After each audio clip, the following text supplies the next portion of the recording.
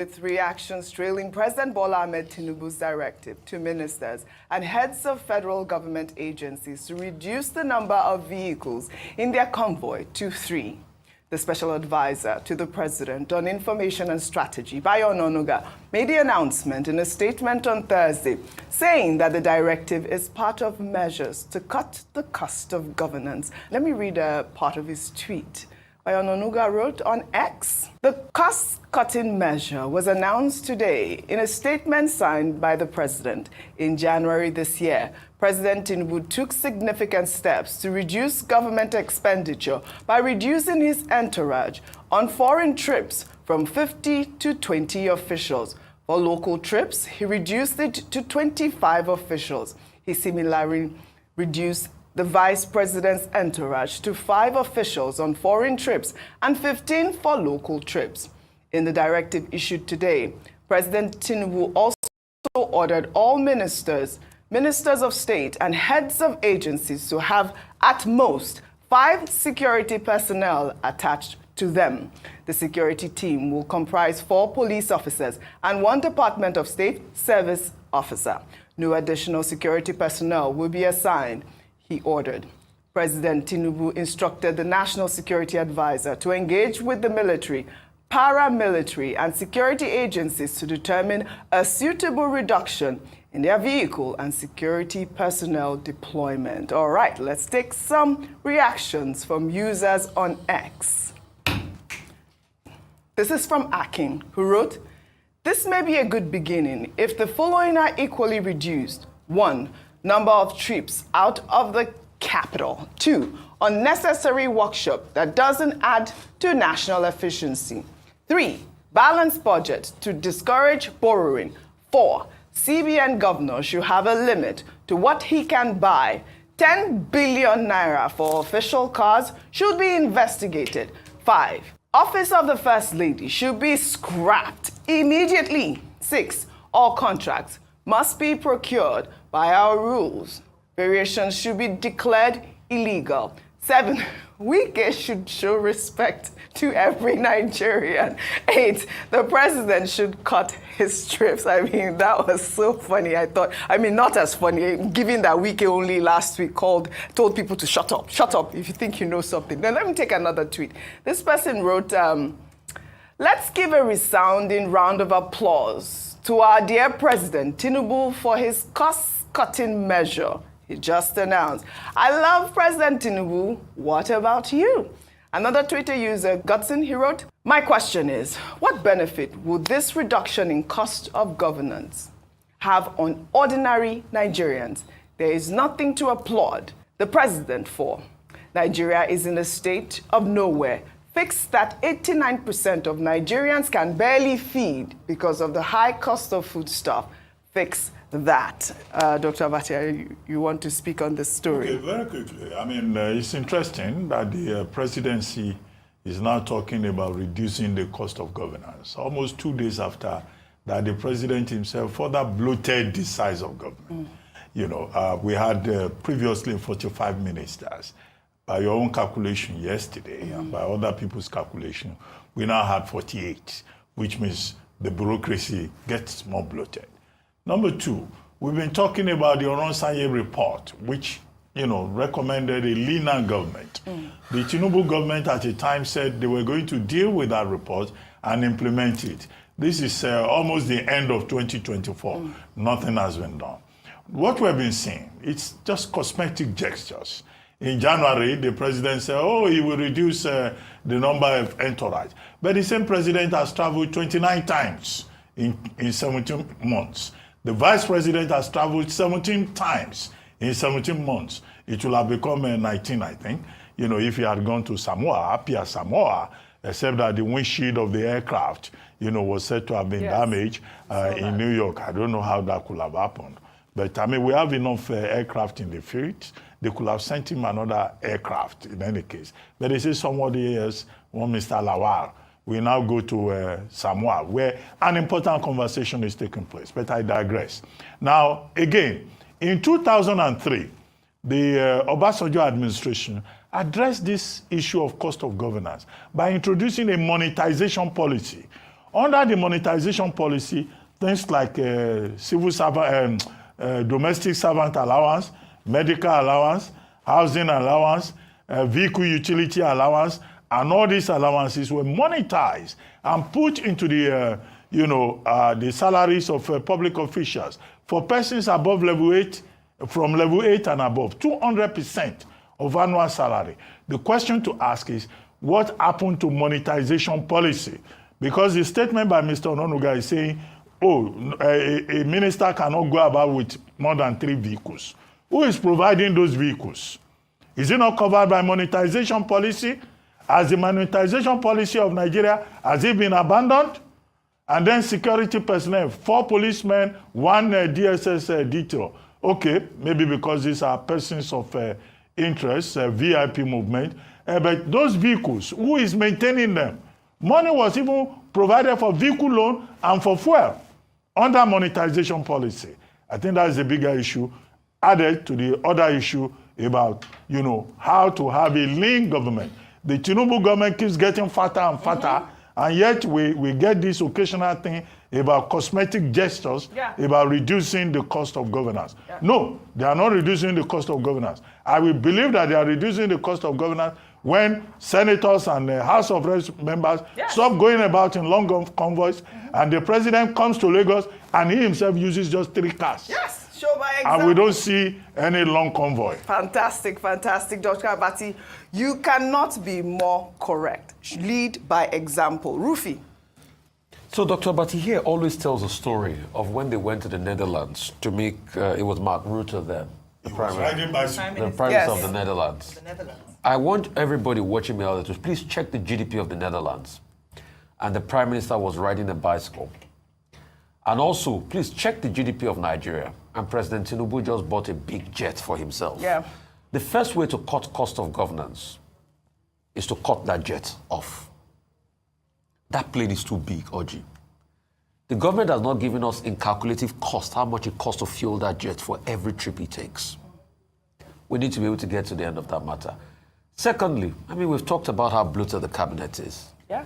But even some decisions, bringing about a livestock ministry, which should be normally under the agricultural ministry. We've talked about it. Under agriculture, and yes. You are trying to subsume a Niger Delta ministry, which is the key productive part of this country. Most of the forex of this country come from that Niger Delta ministry.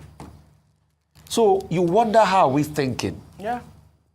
And most of the hitherto cuts that they've made in government, how has it changed anything? Did they even follow the cuts? The office of the First Lady, the other day, she was telling porkies by saying that, nothing comes to our office. But we found out that it was all porkies, that over billions were allocated for her to buy cars. Also, all sorts of government shenanigans, projects and everything. Recently, we brought out a stat that says how many billion was spent on getting visas for government officials. Yes, that's what the true cost of government, cutting cost of government starts with President Tinubu. He needs to cost his cost. Yes. All the money that comes to the presidency needs to be slashed in half. Yep. President Tinubu, you and your wife said you were rich already. Take up some of these bills. Right. The same president that his son was using presidential jets, wasn't it? I saw that video. Yeah, talking about the visa story. Use personal money to run Nigeria. Yes. I'm not saying she uses personal money. No. I'm saying because of your own personal money, cut some of these luxurious costs. We can't afford your lifestyle. We knew you were already rich before. You had your own private jet before you came to be president of Nigeria. We're saying cut your own lifestyle. We can't afford your luxuries. Rufai, talking about the private jet, somebody just sent me a video of the Singaporean PM, Lawrence Wong, traveling on a commercial flight after state protocols. But I know that it's going to be a huge, far-fetched idea for Nigeria for now, for using, commercial. British PM flies British Airways. British Airways. Yes. This is the Singaporean PM flying commercial. But sell off that big jet. Call the likes of Airpeace or other Nigerian airlines. Tell them to allot one jet that you can use for your foreign travels. Sell off that big jet. It's too costly, too expensive for us. Well, a good point as well, Rufai. It was 44 million naira in 1 month on visas for presidential aid. I mean, come on. Something's got to give, as we always say. Some of those visas are sometimes given gratis. Yeah, well, those sort of conversations, when ordinary Nigerians see, they just, they have no other option but to really complain. But in the meantime, the First Lady of Nigeria, Senator Oluremi Tinubu, on Thursday distributed 1,200 bags of rice to rural women, vulnerable and less privileged individuals in Anambra State to help cushion the effects of economic hardship. Well, Tinubu was represented by the wife of the Anambra State Governor, Dr. Nonye Soludo. They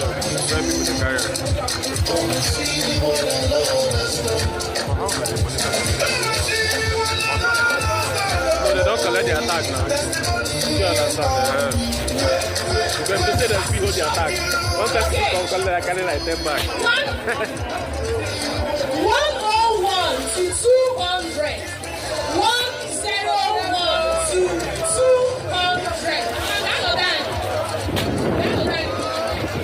Rufai said, rice kimono, everything now rice. I mean, but people are saying that, this distribution in Anambra State might be strategic as well. Going back to the First Lady's gift to Anambra State. You see, Oji, there's nothing wrong with giving people food, especially at a time like this where a lot of people are hungry. But the challenge is that we've become a rice economy where everything or any problem is still rice. Problem, give rice. So it's the Renewed Hope and Rice Initiative, if I wanted to expand the name, whereby almost every problem, rice seems to tackle it. What then happens is that we almost socialize people into thinking that stomach or very low-level things for them to aspire to.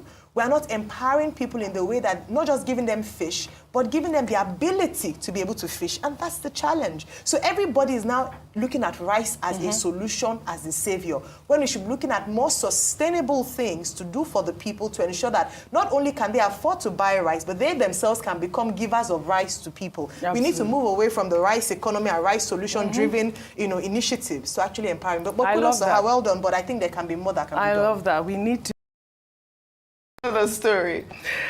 The Director General of the World Trade Organization, Dr. Ngozi Okonjo-Iweala, has debunked allegations of her involvement in facilitating a $57.5 billion loan for the Biafra Republic government in exile.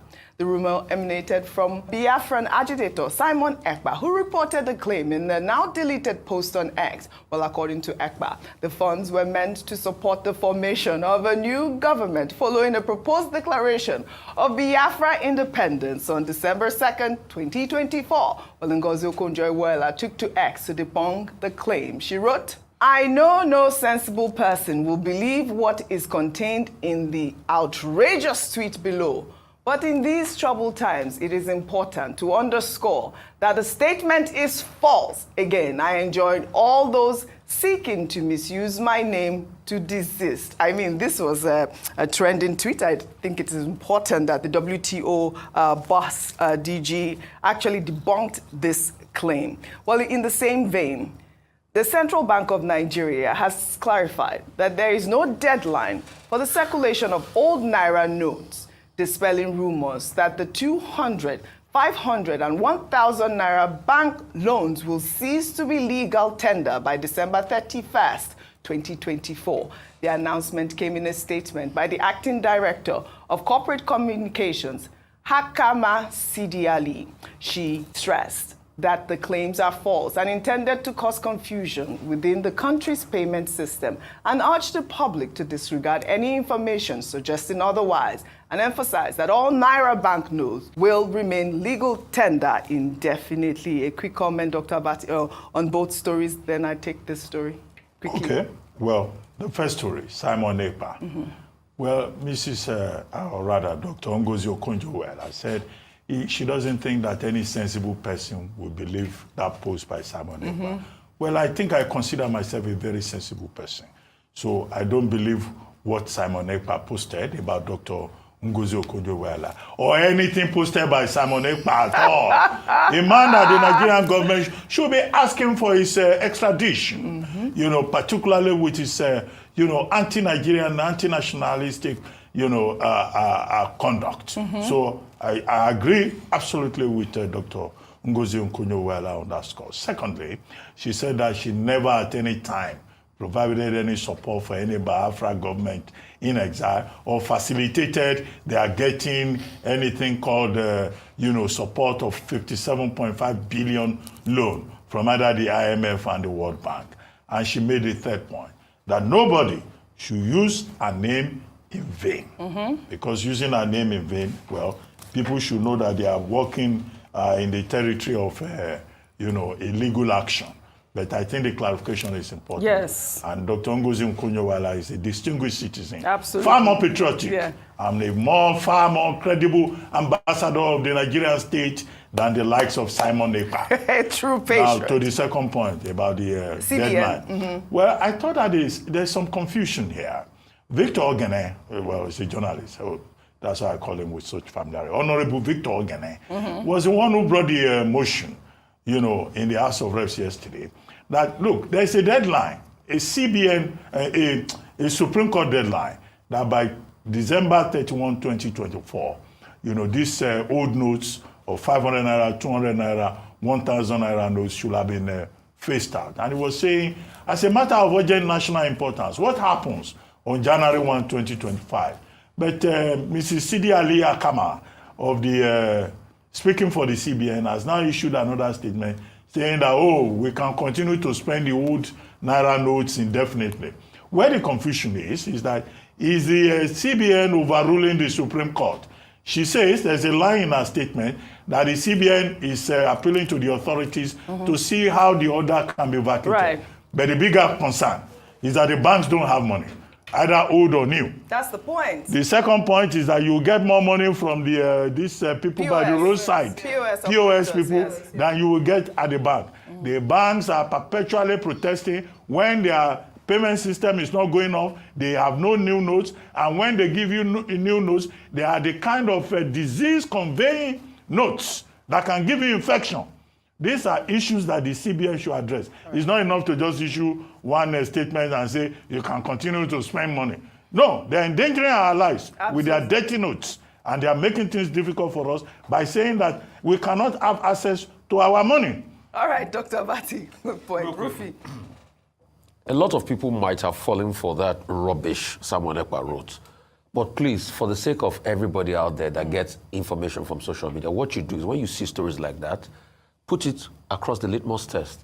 Check other websites of prominent news companies. Okay. If it's reported there, check at least close to 5. In Nigeria, there are some we call the big 5 newspapers and other mediums like that. Check for your own sanity. It's also very important. And also, there's also something called community rules and community reporting. I'm sure that will have been reported on community rules on Twitter already.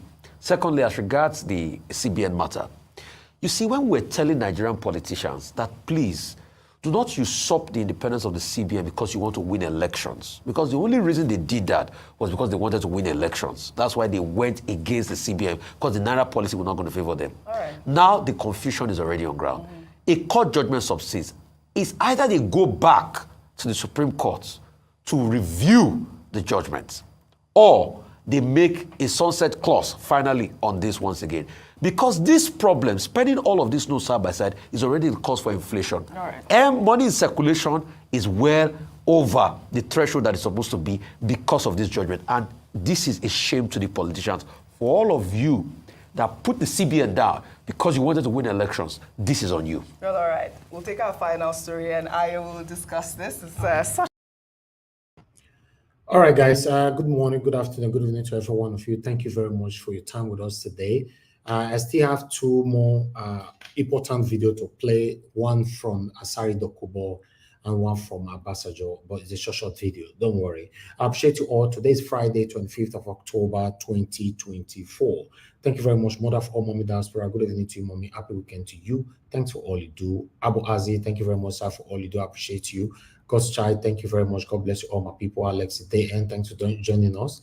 Sagbov Kongai, Osaga Daddy, Mr. Johnson, Emmanuel, Vitus, Kwabele, Don Anthony, Adelaja Ogumbeyi. God bless every one of you, my people. Those of you that have already super chatted us, I want to say I'm very, very grateful. Yande King, thank you very much. God bless you. May your pocket never run dry. Thank you very much, Peggy Modi. I appreciate you, ma'am. May your pocket never run dry. Adelaja Ogumbeyi, once more, thank you, sir. I appreciate you for all you do. May your pocket never run dry. God's child as well. God bless you, sir. May your pocket never, ever run dry. Guys, you can do the same by clicking on the $sign right there. Support us, encourage our work so that we can do more for you. I appreciate every one of you that is right there. In case you can't support us financially, you can do other stuff like liking our videos, sharing our videos, calling to the show, joining the panel, commenting, things that others can learn from on the comment section. Yeah, you're still doing your part when it comes to that. I appreciate every one of you right there. Thank you so much for your time with us. This is Weekend. We are here still talking about the things that's affecting you and I. We are continuing from where we stopped yesterday.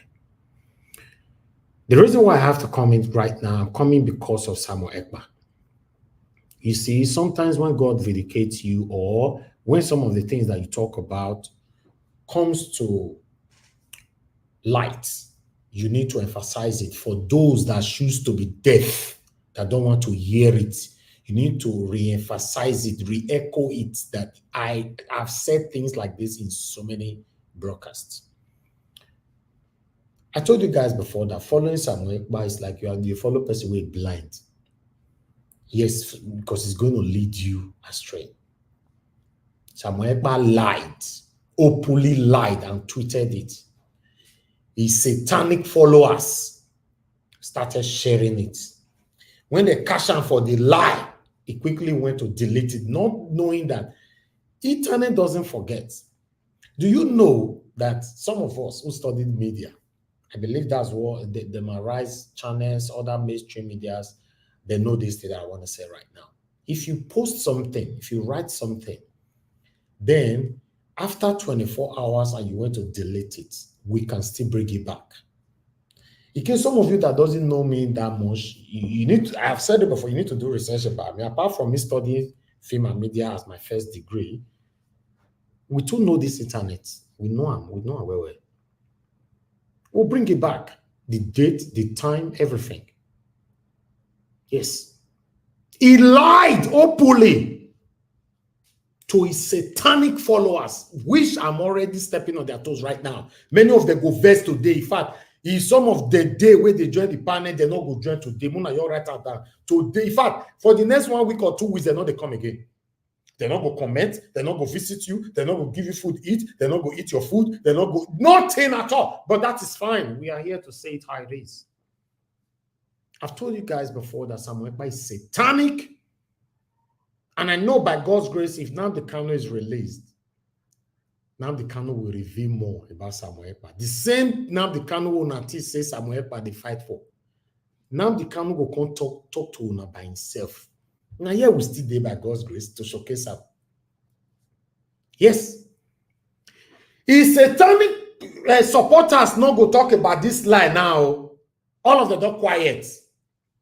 They don't quiet, you know, consign them. You see, I like things like this. Because if now Nigeria watch, now you showcase that kind of thing, they'll say, this boy, you know, like Samuel Ekpa, you know that. Obviously, I'm not his fan and I can never be his fan. The reason why I'm against Samuel Ekpa tomorrow is the sit at home, impoverishing his own people, killing his own people. Because people that cannot eat, they will die. In the name of person where they put for Abuja, made the release them. People where they Southeast make una die in hunger. You see? So that's what you see. And for you guys on the comment section, I will respect you, or rather advise you to moderate your comment when it comes to this kind of, because you guys see this kind of conversation as sensitive. Me, I don't see it as sensitive. It's rubbish.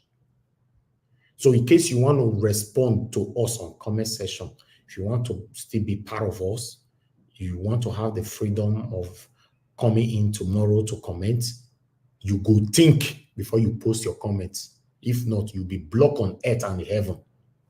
Come me why they comment for this matter, I don't already know that some of them go hate me now, either temporarily or permanently. But I'm not interested. I'm not interested. Many of them don't come on for the platform because sometimes when we talk about this kind of thing, I'm not interested. In case you don't know. So in case you want to comment, if you don't want me to block you on earth and in heaven, you'll fair read down where first. Because what I supposed to be seeing now from his satanic supporters is that, oh, he shouldn't have tweeted that kind of thing. That the way, where did he get that information from? A lot of Nigerians have been misled by satanic individualisms in the name of I dey follow him. I cannot mislead anybody. I've been on media for more than a decade. I don't mislead anybody.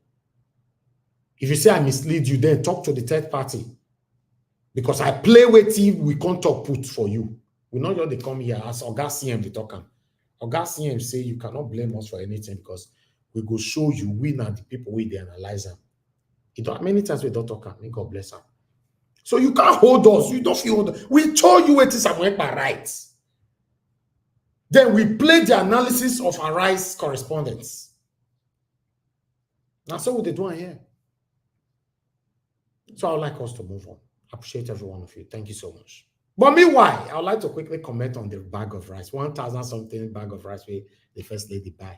Go give people for that area, for that side. What a shame. See what the Lord has done. Not that music they played for that rice just now. Yeah? Anything will happen now. Tinubu, we are hungry, give them rice. Tinubu road not good, give them rice. I have a long way to go in Nigeria, man. But I'd like us to move on. Let's listen to Ambassador because I'm deliberately keeping Asari Dokubo to the last. Let's listen to what Ambassador have to say here in 3 minutes long video. Day of a Nigerian president who came to office without a plan.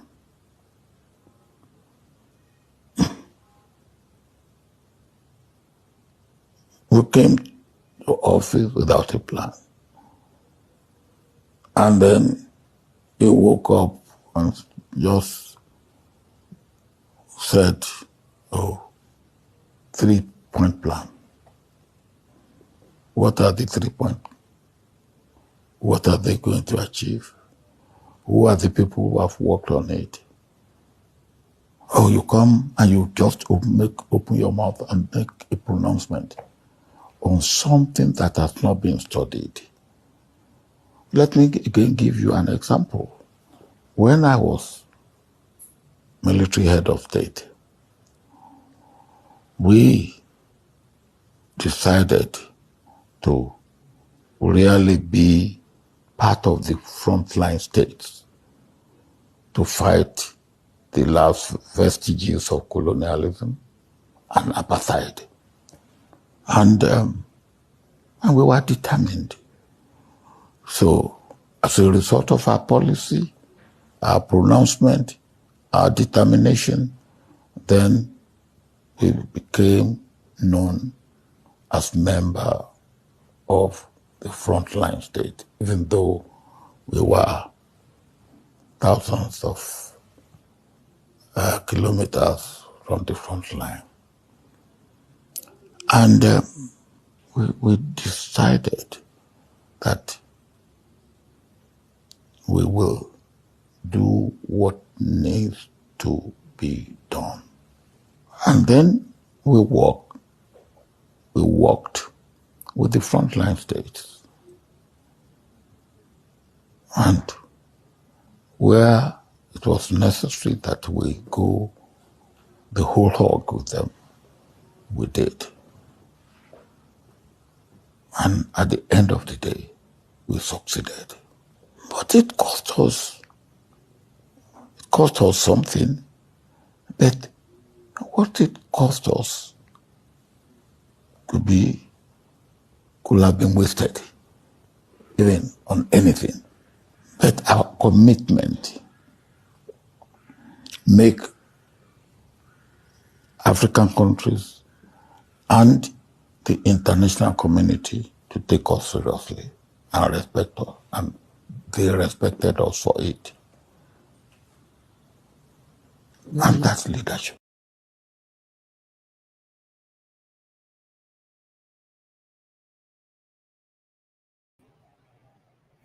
All right, guys. Thank you very much for your time. To be honest, if only we want to be honest ourselves, because the rate of respect we have for some elders in our country, they don't deserve it. People like Obasanjo don't have the moral right to criticize people like Tinubu, to be honest. It's just like me here that is complaining, calling out Obaseki, Oshomole in my own state. Maybe tomorrow now I'll now have the opportunity to become a governor of the state. Then I'll just do a complete 8 years without nothing. Then I'll now come back again, granting interview, advising the current governor of the state, even the same state where Midofe rule. Me, I don't understand when I tell the sittings, so the way me tell the sittings is quite different. So for me, people like Obasanjo may go hide the safe. It has been too frequent for me. The hypocritical display on social media right now is just too much to bear. This man ruled twice, in case you guys are not getting it. Obasanjo ruled us twice. He ruled as president twice. He was the former head of state, as a military head of state. Then he now ruled again as the former Nigeria president, or rather the president of the Federal Republic of Nigeria. Twice he won for 4 years, 8 years. This man not do anything where he go say, as they talk, for example, they make reference to what you do when you get power. It's just like you are talking. You can be saying, all that I built, Tinubu have destroyed it. Buhari destroyed it. All that everything you've done, they cannot, these people cannot mention anything where they do in their past to use that particular thing to destroy the current president or governor or whatever. I'm talking about all of them that is ruling us.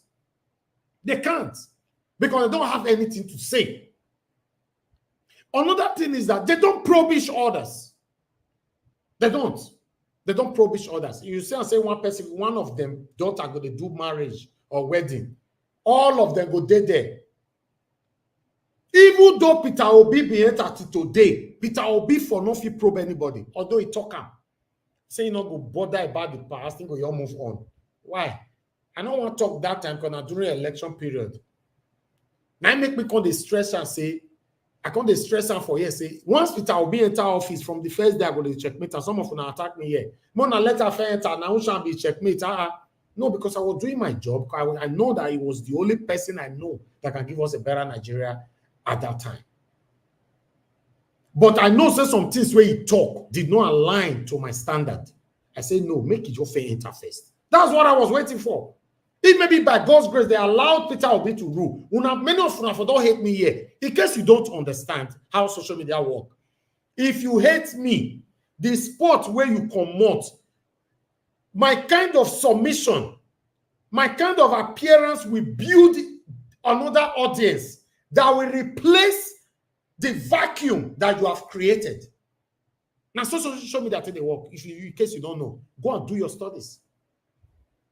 That's how it works. So anybody who come out now, you just say if you leave your share, the share will be vacant. No, it doesn't work like that. That share where you satanically left, except say you don't come out satanically. If you left satanically, that share will be occupied. It's just like somebody who vowed, say, not be their time, you go prosper for life.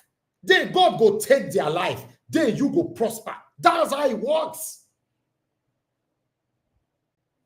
That's how it works. So I'm not scared of anybody. My submission today, the other one not go come, or this one go come, the other one not go comment, or that one go comment. You will be replaced. You cannot create a satanic vacuum in my life. And nobody, apart from God, nobody have the monopoly or have the right or whatever, the power to create a satanic vacuum in your life. Go check them. Some of them, they listen to me, so now know what they talk.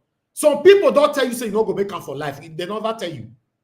Oh, you never hear them. So don't tell you directly. So don't tell you indirectly. So don't use body language to tell you anyhow. And God can still do it for you. Some of them will even tell you this thing. Some of them don't buy. Because that's the only way. Some of them vowed, say, over their dead body for Peter to succeed in life.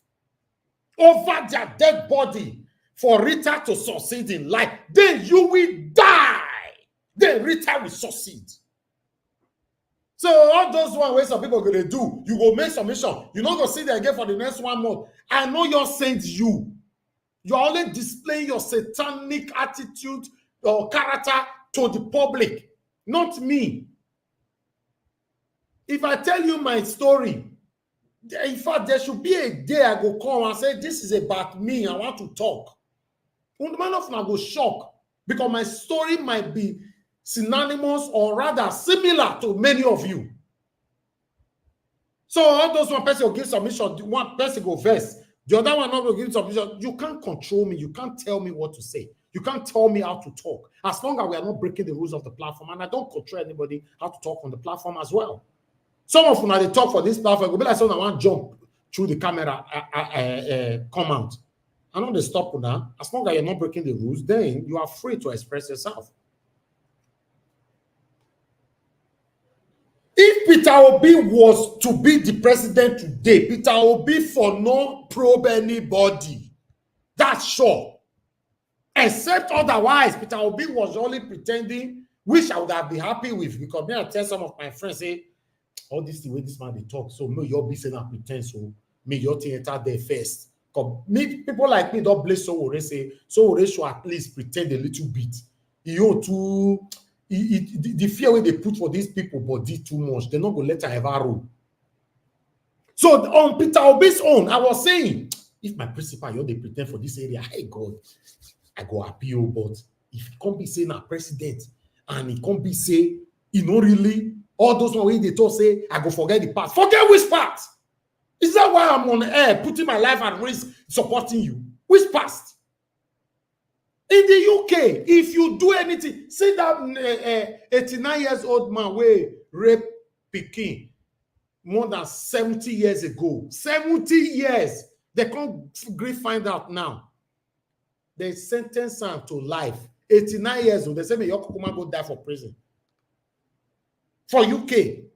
Now only Nigeria, they say, it don't do, now make we forgive, make we move on. To forgive is divine. To forgive is, where my people, when they quote Bible. More than right time for there. To forgive is waiting.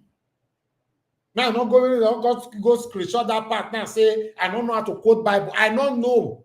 Right time to forgive is divine, to divine is forgive. I'll be, hey, voila. Somebody help me out on right there on the comments. I really need to pass that statement. Right time, quickly. Make I continue. Man, I'm not forget what you had to talk. Eh? To err is human.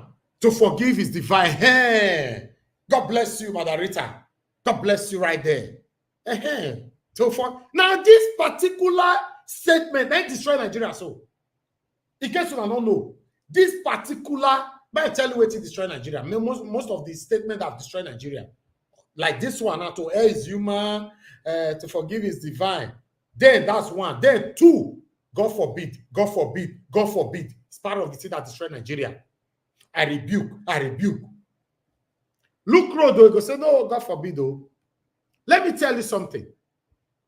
Until we come to the realism that the situation we are facing, you and I will grow old. We will never achieve anything. Our children will grow old. They won't achieve anything. Our children will grow old. They won't achieve anything. That's when we will start doing the right thing. I'm telling you. It's crazy. What are we talking about?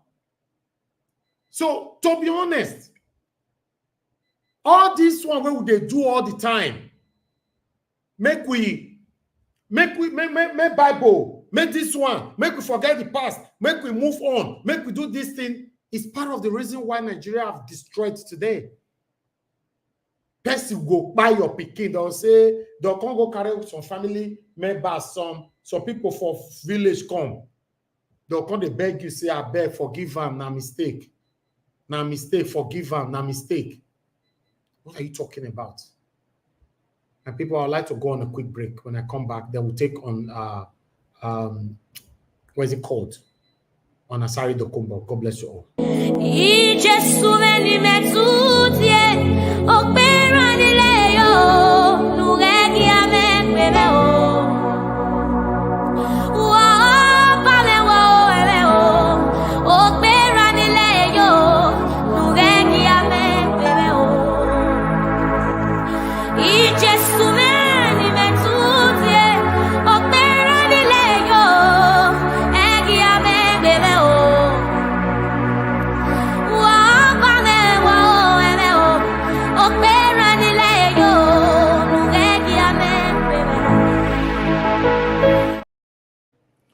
All right, guys, thank you very much for your understanding. We're back here again. We got to say things how it is. Nigeria is not working today is because of the too much, the continuous, the continuous expression of this religionism. We forgive them. We just move on. We forgive or forgive. Obasanjo does not have the right to criticize Tinubu in any angle. Now, people like us, our fellow other concerned citizens, now you're supposed to criticize Tinubu, not people like Obasanjo. I don't talk on so many. Some of you say at least if they talk waiting. Obasanjo that's supposed to be behind the bar. He's supposed to be behind bars because of their satanic relationship. They know they put themselves for prison. That's why you see when they are talking about each other, they are very, very careful. Like Obasanjo will say, oh, people are hungry. The current government need to do the right thing. It seems that they don't know what they are doing. They really need to look at the situation of Nigeria holistically to understand that Nigerians are hungry. That's what they're talking rich. Between you and I, there's no offense for that statement. May Obasanjo come and make an open man if he dare say Tinubu is a criminal. It cannot. Now there you go, no, say all this people, they all they deceive you and I. You and I go to fight each other for it. But meanwhile, Asari Dokubo, who talk and say if Tinubu fail, make the whole land responsible. Now he come they insult Tinubu, they insult the Yoruba people. Now say the Yoruba people are betrayers. Now, by the way, the meeting where Asari Dokubo do with Tinubu, I can't concern the whole Yoruba people now. When they do that in a satanic meeting, the whole Yoruba people they inside there that time. Why are you not generalizing? Yoruba people are betrayers.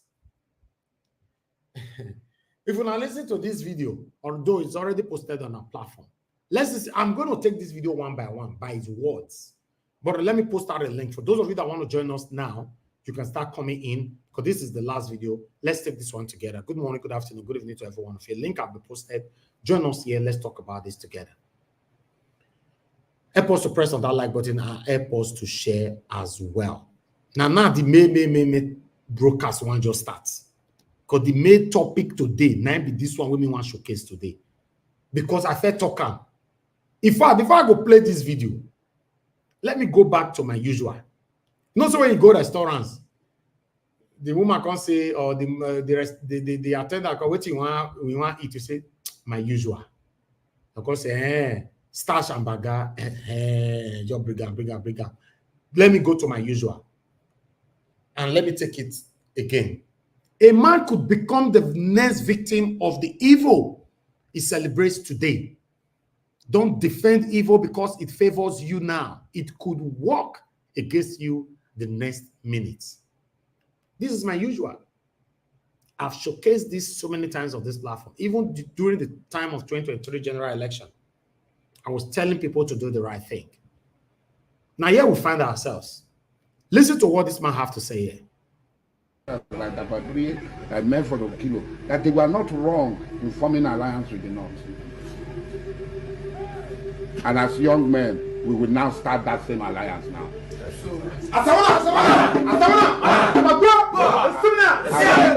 am today, from today, I will work and form alliance with the North and to crush all of the opposition. Thank you, Madam Rita. You see, una see Asari, now he worked against the Igbo people, that the Igbo people are the worst ethnic background or people in Nigeria. He went on by saying so many things that I wouldn't want to say with my own mouth because it's disgusting. Now, the same satanic Asari Dokubo is now saying the Yoruba people are all betrayers. He's preparing, putting himself together to go work with the Northerners. Now, so we see them. These people are all weathers. When it's favoring them here, they stick there. The day when you stop, it's just like some of us that lives abroad. You get that person for your family today when you go the same money they give. The day when you stop, they don't divest for you. Or the day when you tell them, say, sister, brother, mama, papa, I don't marry now. I need to focus on my husband and my children. I need to focus on my wife and my children. That day, you become enemy. You not there your family. If you don't say not there your family, raise your hand up. You don't say anybody will go raise your hand up. Because it there your family. It did. Now, so these people be, all these satanic politicians. Because Tinubu decided to say, I want to enrich myself first and make all Nigerians suffer equally. Now I make this man they suffer, so now I make them cry. Tinubu decided to say, let me enrich myself and my family first.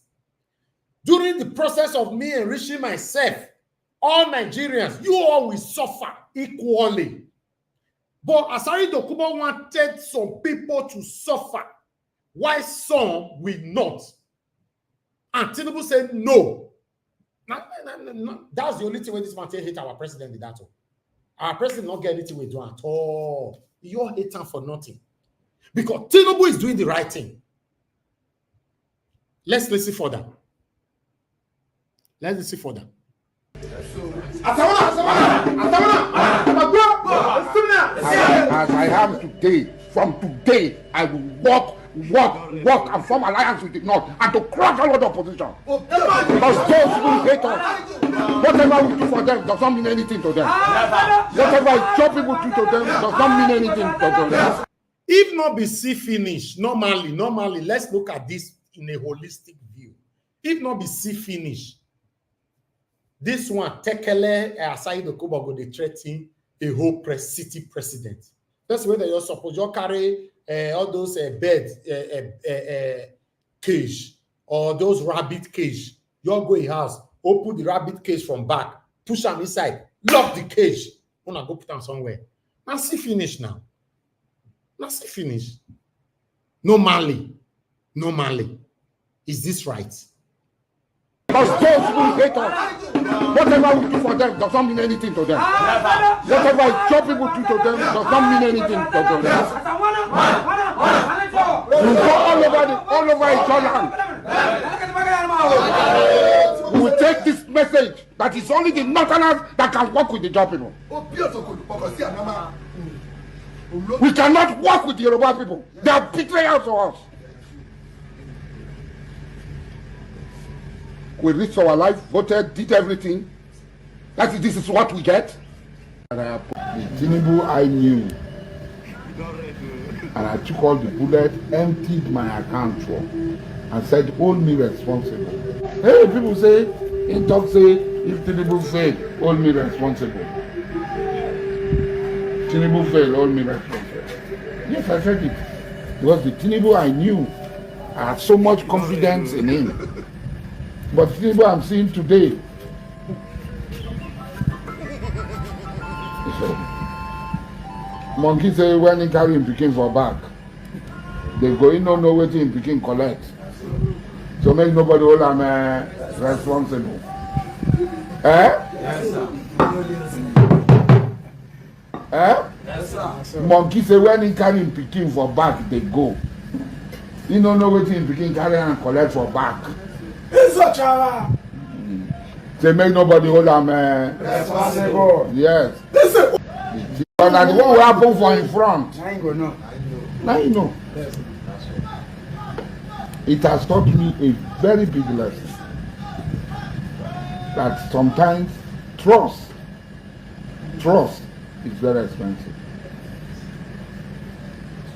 The Tinubu I knew, and I took all the bullets, emptied my account for, and said, hold me responsible. Tinubu becoming president, all of you, I mean, the powder I pour for my body, yes. That night, the happiness, my aunties there, the happiness for this village, the people who no vote us, they don't even come out. We kill cows. The joy what I get. I pour powder for my body like a newborn baby. I don't. When I see this satanic man here where they talk so, in fact, what did Tinubu they do so? Me, I'm very happy. To be honest, I am happy. I'm happy. I just wish, say, at the end, Tinubu will turn everything around. Surprise people like me, people like those of you listening to me right now, and pepper these satanic people. He say he pour powder for a body where Tinubu win. He say he empty his own account to support Tinubu. Right? Now, if this man was doing all that for Nigeria to be better, why is he complaining? His kind of complaint should be now, oh, I can't do this anymore. Tinubu betrayed Nigerians. Nigerians are hungry. That one, we go play that video, we'll say, Asari Dokubo, God will bless you. Right? This satanic man is crying now for his selfish interest. He was actually investing for himself. He entered his account, he poured powder on his Gorimapa head to celebrate Tinubu because of what he wants to gain. He was not doing that for what Nigerians will benefit. We can listen to them.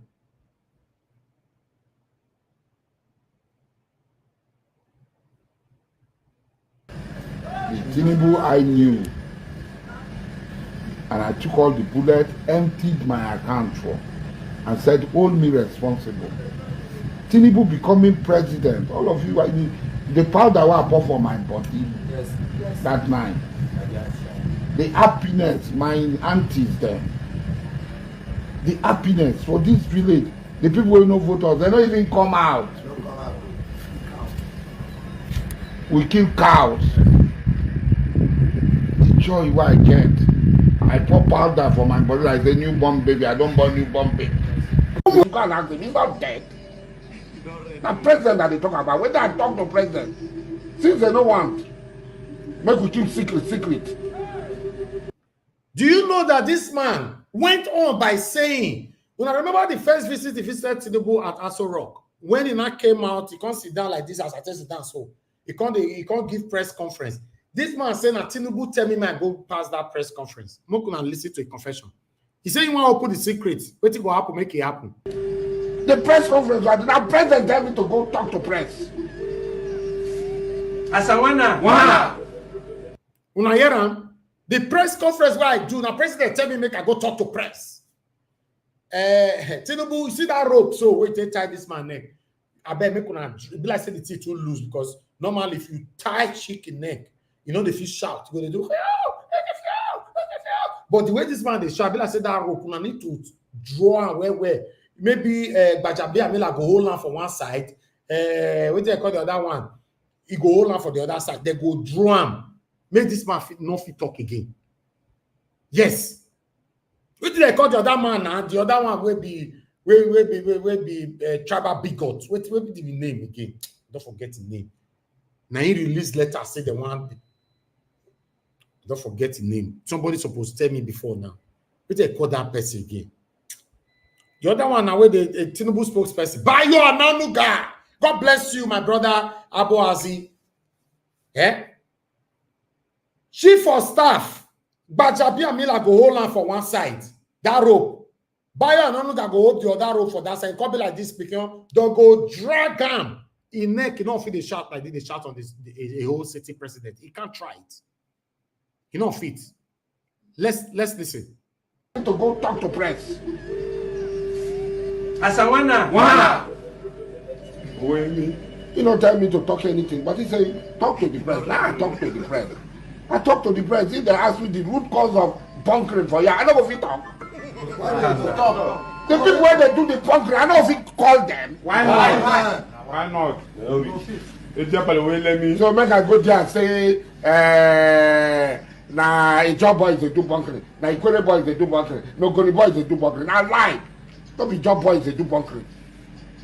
All the bonfire depot there. Now people wait there for army. Now they pay them, make them go to the thing. They collect their home, they give the people peanuts. They should go and ask them, he's not dead. Now president that they talk about, when I talk to president. Una hear am? Now president say they talk about, say nothing they happen. Now President Bola Ahmed Tinubu in the talk. Tinubu, if now maybe you that's enough you talk to me like this. So normally, a whole city president, now maybe you, Tinubu, I go respond though. Like tomorrow morning, now you're saying your SS, I've been now laying up the can, all those people get power, all those your DSS people. Maybe you go cash out. Not be only now the canon, they'll get power for everybody. Maybe they go cash out tomorrow morning like chicken. Tinubu, you are the president of the Federal Republic of Nigeria. Normally, we will be citizens now with the verse say someone like Asari Dokubo, they talk to you anyhow. Maybe they go cash out. Because as he do so, another person go still do tomorrow. Not be saying so another person can talk now, go cash out. Asari talk, no cash out. Come be like say some people are being selective. You know, who will go prison, who not will go prison. Anyway, what do I know? Thank you very much, my people. That's all the videos I have for you guys today. Let me take on articles, then we can start talking. I have this article here quickly to take. As you can see right there, Nigeria among African countries with worst governance record, new report reveal. The report listed Nigeria among other countries like Botswana, Burkina Faso, Guinea, Senegal, Sudan, and Tunisia as those suffering from deteriorating governance. Very sad, you know. But now so we see what do we know? Then I have another one here that I would like to quickly take. Bear with me, my people. Then Tinubu restrict minister's official vehicle to 3 downsized security guides, you know, which we reported earlier on. This one a good thing, but a lot of Nigerians, including myself, are calling on the president to start, you know, from his own self. Yes, if he can do that, I support Rufai on the submission earlier on. If he can do that, that would be very, very nice, you know. But let me quickly bring this one here. We have another article here for you guys, which is coming from Daily Post. Daily Post says, Reps rejects Sharia law bill.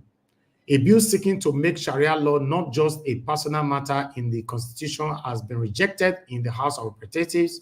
The bill seeks to amend Section 24, 262, and 277 of the Constitution by removing personal in the application of Sharia law. But they have refused it. I like that. I'm very, very happy with that, you know.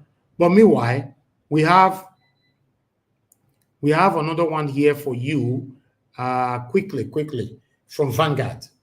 As you can see that one right there, hardship. Men now collect marriage list from different families to get cheapest price. Hey, voila. This one shocked me why I see them. In case you want to marry now, what people are doing, they'll propose so many women, they'll go see their family. The one where the money to do that wedding cheap pass, now that one they'll end up marrying. I don't know how raise this. I would like to take 1 or 2 paragraphs from this, to be honest. I want to know more. Normally, now different day we're supposed to talk about this matter. In the recent years, the age-old tradition of marriage has undergone a myriad of transformation, reflecting societal change, economic conditions, and shifting values. One particularly intriguing trend emerging in some communities in the concept of men requesting marriage lists from multiple women. This practice, driven by desire to evaluate potential marriage costs, raises several questions about traditional love, and the commodification of relationship. Now, hardship caused this one. Anyway, they talk before say time they come where women go to marry more than 2, 3, 4 husbands. Maybe we are almost getting there. Oh no, anything can happen. To be honest, anything can happen. But let me move on. Coming on, come like I said, because normally this topic not be today, but we'll still find the time to talk about it properly. But meanwhile, Sarah Porter, Southwest people will not vote APC again in 2027 election. We are now wiser. Or your governor, Makinde, talk to Tinubu directly. So he went on by saying, Tinubu, APC deceived everybody. Now, Nigerians should forbid APC now and forever. Now, Makinde, I talk this one. These kind of people, may they respect them. And their sins have been forgiven. Once you speak truth to power, may they like them. But meanwhile, I have another one right here. Quickly, I'd like us to take this one here. The one I have for you here, coming from People's Gazette, saying, Lagos Abuja now 286,000 naira as per Peace Heights airfare by 100% nationwide. It's very, very sad. One way, 286,000 naira one way just to fly from Lagos to Abuja. It's not cheap. To go there and come back, you are paying about 600,000 naira. Not be the money where you take carry taxi, carry the other one, stay for hotel. If you not get house, I never see anything. We talk that time and I say we not sabi talk. We be talk, and I say we not sabi talk. But meanwhile, what do I know? Let's move on. But meanwhile, I'd like to simulate this last one with the video that I played earlier on, coming from Abaribe. Cabinet reshuffle, Tinubu showing Southeast Renewed Shege. Okay, that's it. My people, that's all I have for you guys today. I'd like us to move on right now. Thank you very much for your time with us today. I appreciate you all. For those of you that want to join us, a link we posted that earlier on. It's better you come in now if you want to put your voice to this particular broadcast today. Good morning, good afternoon, good evening to every one of you. Like I said before, I'll re-echo. Today's Friday, 25th of October, 2024. Thank you very much. For those of you that want to call in, this is the best time for you to call in as well. Okay, we already have, I missed that call. You can call in again. For those of you who want to call in, this is the best time so that we can pick calls on time so we can move on. Thank you very much. Those of you just joining us right now, Clarence Bell, I can see right there. Thank you very much, sir, for joining us today. God bless you. Thank you very much, God's child, once again. Abami, Eda, thank you. Thank you, thank you, thank you. Didi Anthony, once more, thank you very much. Our first ever caller, as usual. We have Madam Origin in the building. Thank you very much, ma, for your time with us this evening. Good evening to you. Talk to us. Talk to us, man. Thank you very much. Mr. George, how are you? I'm very good. Thank you, man. Special greetings to Mommy Diaspora. And I've been trying to, yes, she's here. Great man, you never miss. God Almighty. Help you, strengthen you. Amen. Thank you for all you do. I used to kind of check, I'm like, Mommy Diaspora, I'm looking for a day, I'll be like, where did Mommy Diaspora go? And thank you, thank you for all you do. Thank you for joining us in this night vigil. Keeping watch, we are watchers. Niger watchers, now we did here, they watch as things they go. I greet everyone, all the panelists, all the ninjas, the ones that are going to help us correct this Nigeria at the head of the Nigerian people. You see, I think I'm going to say this and I'm not going to expatiate on it. I'm not going to elaborate on it. I think Nigerians, because of conditioned reverse psychology, because of conditioned gaslighting and graduate, Nigerians have conditioned themselves to believe in lies. They prefer to believe lies. And I leave it there because if I begin to expatiate, I will kind of maybe go out of the rail. First of all, okay, Mr. Niger Watch, that's a little correction. You may have to go and review that bill seeking to pass Islamic law. the Sharia, they said Islamic commercial law, Islamic company law, Islamic international law, and I guess because I listened to it to the end almost 2 times to see if I missed anything, because the papers are saying that it didn't pass. They had, I don't know, I hope it's not going to the second reading, because the people that demanded that that bill be dropped, they were not listened to. Which brings me to what I want to say here. You people know I'm not in good terms with the House of Rep, the Senate, especially the ones from the South, because I believe that they are bench warmers. But what happened today after listening, I kind of felt cringe. It felt cringy. All the badging, all the pulling and that went on, I am like, where are we? And it left me with, I began to think. It took me to start processing and asking, where did we go wrong? What is going on? Why is it like in the House of Rep, it looked like people are being like, and by the way, when you look at that that floor, the floor was almost empty.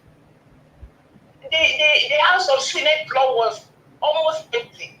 I didn't see people like Ugochinyere and the group and all of them. So why was this particular sensitive issue brought at where the place was empty?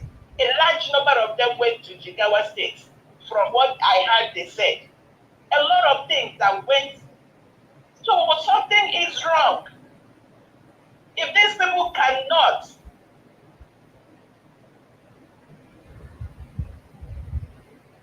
Hello? We lost you there. Are you hearing me? You are back now. You are back. Hello? Can you hear me? I don't know. You are breaking up. We can hear you now. On an origin? Okay, something is wrong somewhere. Can anybody hear me? Can need to be sure if it's coming from my side. Yes, I can hear you, man. Can anybody hear me from the panel? Is anybody there? Okay. Oh, this thing has affected my thoughts. So that means they are not hearing me on the panel as well. I can hear you. Okay, they can hear me. Okay. All right, go ahead, man. We can hear you now. Round up. Okay. Thank you. So that brings me to like, it looked like we, the people, are not being represented. The people are not being represented because there is a whole lot going on in that House of Rep. Passing on and all the gimmicks they do there. I want us to follow up to make sure that bill was brought and we make sure it was not passed and they drop it, because it is unnecessary. It's a hit below the belt. We are a secular nation until they tell us we are not. Thank you. I rest it there. I wanted to talk about Asari Dokubo, but let me leave it there. No. I beg, talk him. Just talk him. Okay, now you see, Asari Dokubo. That man, he said his name is Abaribe, and also I add his Camilo. Believe Asari Dokubo and what he is saying at your own peril. He is one of those. Asari Dokubo never stopped working for the Fulanis. In fact, Alhaji Asari Dokubo, the mayhem and the evil that has behooved the Southeast is Asari Dokubo. Asari Dokubo said his army is stronger than the Nigerian army. I think that is what is giving him leverage. He worked full-time under Buhari. So you should not say, I think what happened is Mr. AKA Tinubu wanted to adopt him or recruit him, which I think, you know how they do. They try to make themselves, present themselves to the current government. And I think Mr. Tinubu rejected him from the beginning because he has been working all the mayhem, atrocity, unknown gunmen, people are died. Asari Dokubo. He is among those that will buy people, they put on IPOB clothes on them. It's Asari Dokubo. Asari Dokubo, your sins have found you. In fact, if Mr. Tinubu didn't do anything for the Southeast people, may come pick you, may come just one plane, come down your house, pick you like that, come drop you somewhere. That Mr. Thank you. Nandi Kanu is in dungeon now. Is Asari Dokubo.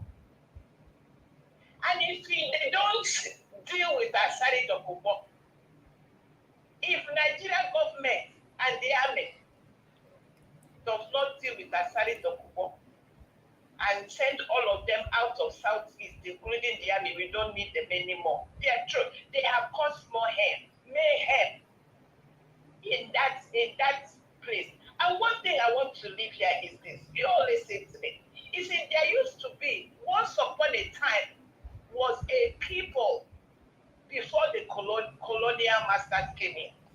There once upon a time, the colonial masters worked with the people of Nigeria before amalgamation, after amalgamation. Okay, thank you. Go and research the number of people that they worked with, the percentage, that the people that had the largest percentage. What is going on in this country? What happened to meritocracy? And why are we suffering today? I rest it there, Mr. Naija, but I hear your voice, so you want me to stop. God bless you. Let me rest it there. I'm just... Thank you, ma'am. Thank you so much, ma'am. God bless you. Thank you. God bless. All right, we have love of God is my strength with us. Thank you, ma'am. Good evening to you. Please talk to us. Hello, ma'am. Good evening to you. Please talk to us. We can hear you. Oh, thank you. Good evening. Good evening, Naija. Good evening. How are you? I hope you're all right. Yes, ma'am. Very good. Oh, good. Good evening, everyone on the comment section, and the panelists, and Mommy Diaspora. You see, Naija, thank you for all you do. All my Nigerians are hearing on your platform. You know, there are times I'm on your platform, I watch the ones that you told me afternoon. I watch them all. So thank you for all you do for us. Thank you, ma'am. I appreciate you. Thank you. You see all the videos that you showed us today. Out of all of them, you see this Asari Dokubo is the one I really want to talk about. I might just pick a little bit to speak about other ones. You see, the power that be in Nigeria, they know who Asari is. Asari, as a person, as a citizen, which in the country, you are not supposed to carry weapons. If that's all right, I use weapon, okay. But you want me to use all No, that's fine. That's fine. Okay, thank you. You are not allowed to carry weapons. And a citizen of a country like us can carry about how many thousands from one end to the other. Asari has the audacity to challenge the army that he can face them. And the army, stupidly, they came out to challenge Asari that you cannot do anything. You see, when the head is cut off, what can the body do? The body cannot do anything. The corruption is from the person that is in Aturok. You know why they cannot touch Asari? Asari knows their secret.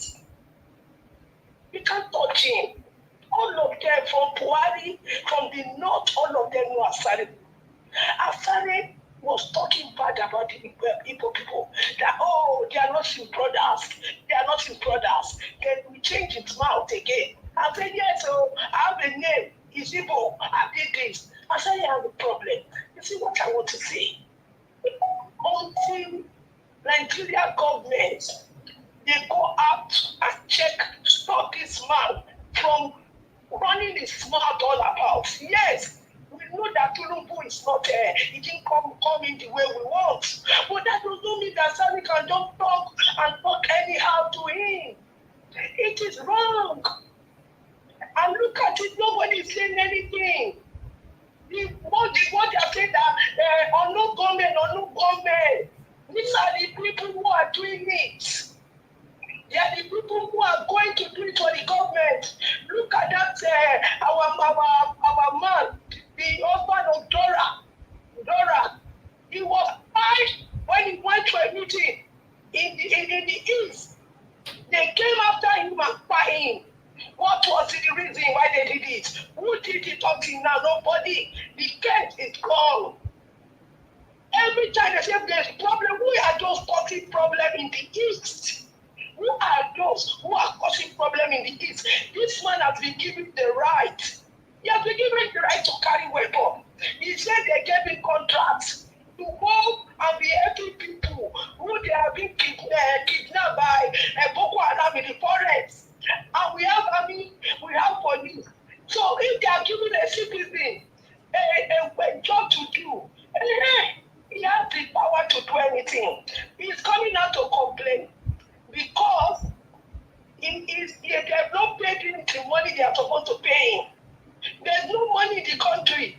Because of that, Tinubu cannot pay him what he promised to pay him. So the food, as my sister called this animal, orangutan. The orangutan, where you don't eat belly food, when you move in body, is coming to cry to us. What is our problem? If you want to go to the Southeast forest, to go and do work with the Northerners, that's your business. Don't come and be crying to us. We did evil. We quickly election. Causing one tribe. Now, because everything has boomerang against you, you want to come and cry to us. We are not looking at you because you are overfed or orangutan. I got my sister Rita. So, Asari, they should look at this man well. They should send people out to go and challenge him or arrest him and let him come. Let us know who he is. Who is he working for? Who is the one that is doing nothing, carry people enter bush? But we know because this man, they're giving him too much power. As a citizen, nobody can challenge him. Government cannot challenge him. Nobody, and everything is the one coming up to control everything. It is enough. It is enough. We can't have this meanness, this barbaric people behaving like this in a society. One day, he's screaming people. You can see that when he's talking, he's got people round up. They are shouting, Ozebara, you know, their language. Telling him, one day, when Wahala will start, he will move around against the government of this country because they started it and it's going to fall back on them. That's what I want to say about Asari. I want to talk about Obasanjo quickly, then I will come off. Obasanjo, oh my God. You know, Obasanjo, there was one time, I don't know if people know, Obasanjo went to River State and he cried all of the Igbos in that place. You know the way they did this one in Delta State? That was the one that place is covered up today. Nobody's talking about the Igbo people that was massacred. Oh, sorry, I used that word. That was why in that place. This man is the one who make Nigeria to be like this because he started with the democracy rule, and it led that took us to where we are. So please, Mr. Obasanjo, go and sit down. You have no right to talk because you started it and you have been doing it. You stole our money to create your farm. You say you want to create that farm for Nigeria, but you cannot do it and put your name on it. So sit down, go and close your door and shut up. You have no right to talk to us. I'm sorry to say that word. We have had enough in front of you. Thank you.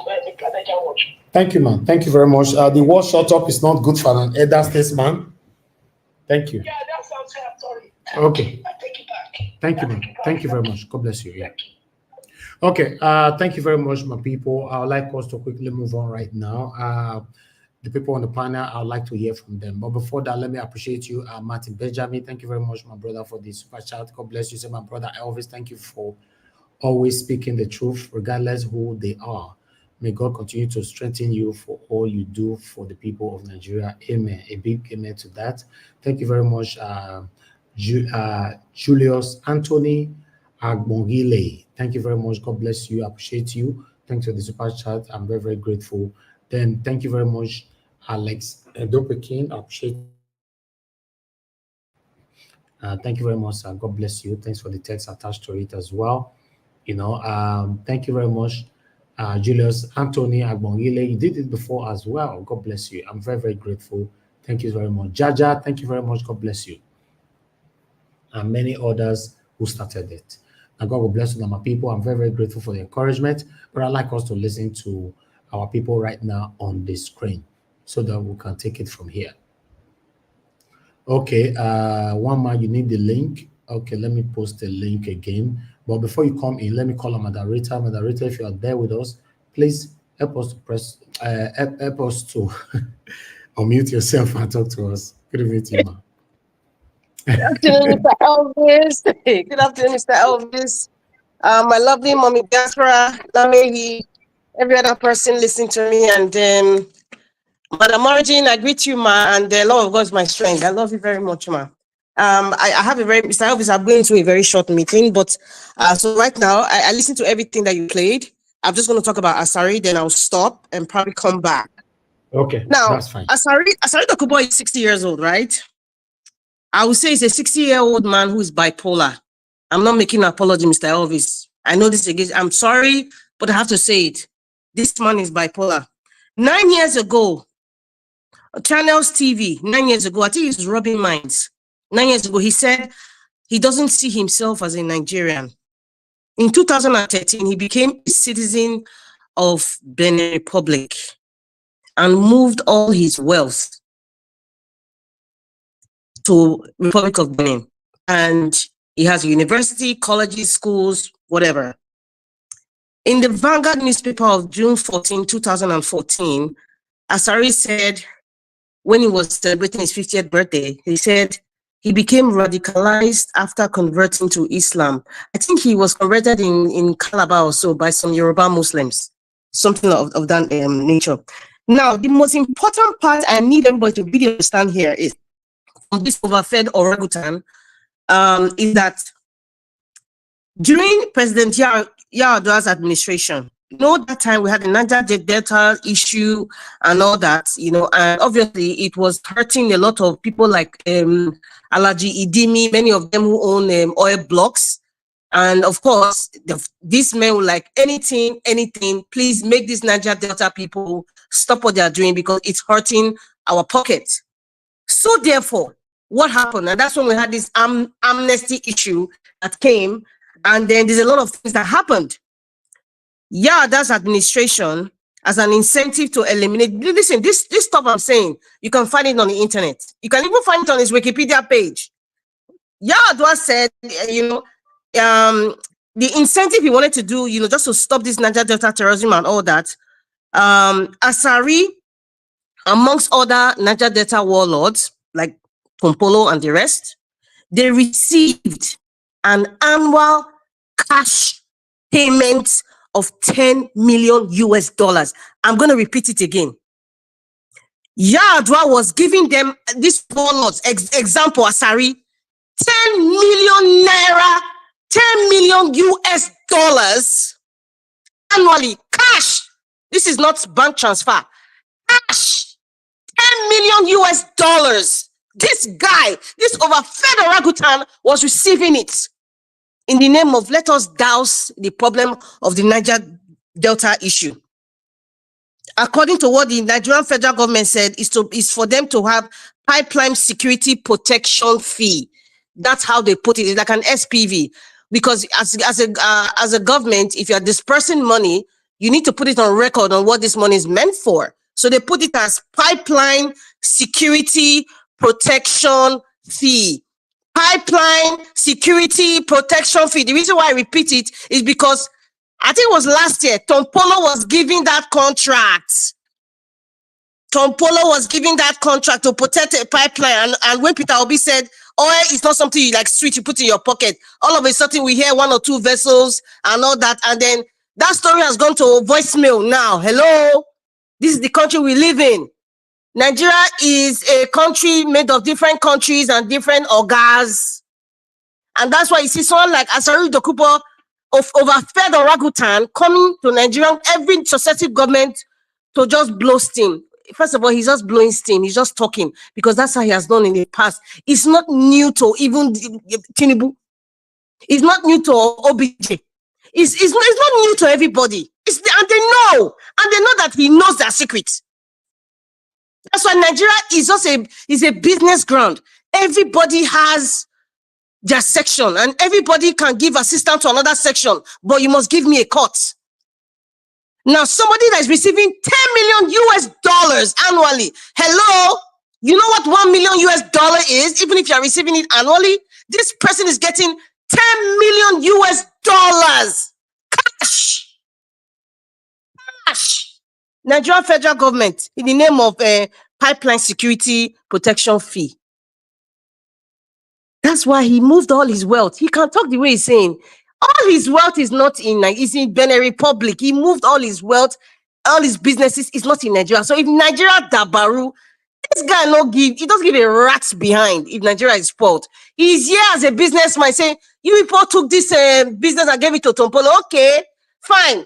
And he has created his own army with the money and everything, because if you don't have money, you can't create the army that this man, this overfed orangutan has. It's the Nigerian government. This is one of the T-pain that they used on Nigeria, the Niger Delta, and I will even say the Southeast. Yes.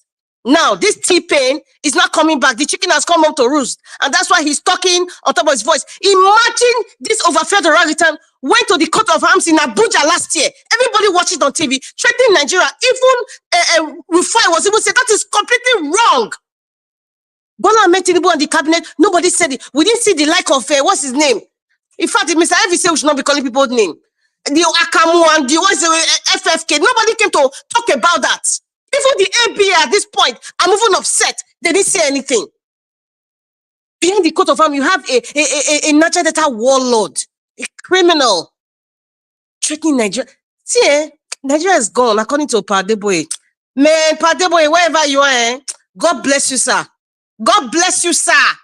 Nigeria is gone. Mr. Elvis, I'm going to stop here. I'm going into a meeting right now. I will come back. Thank you.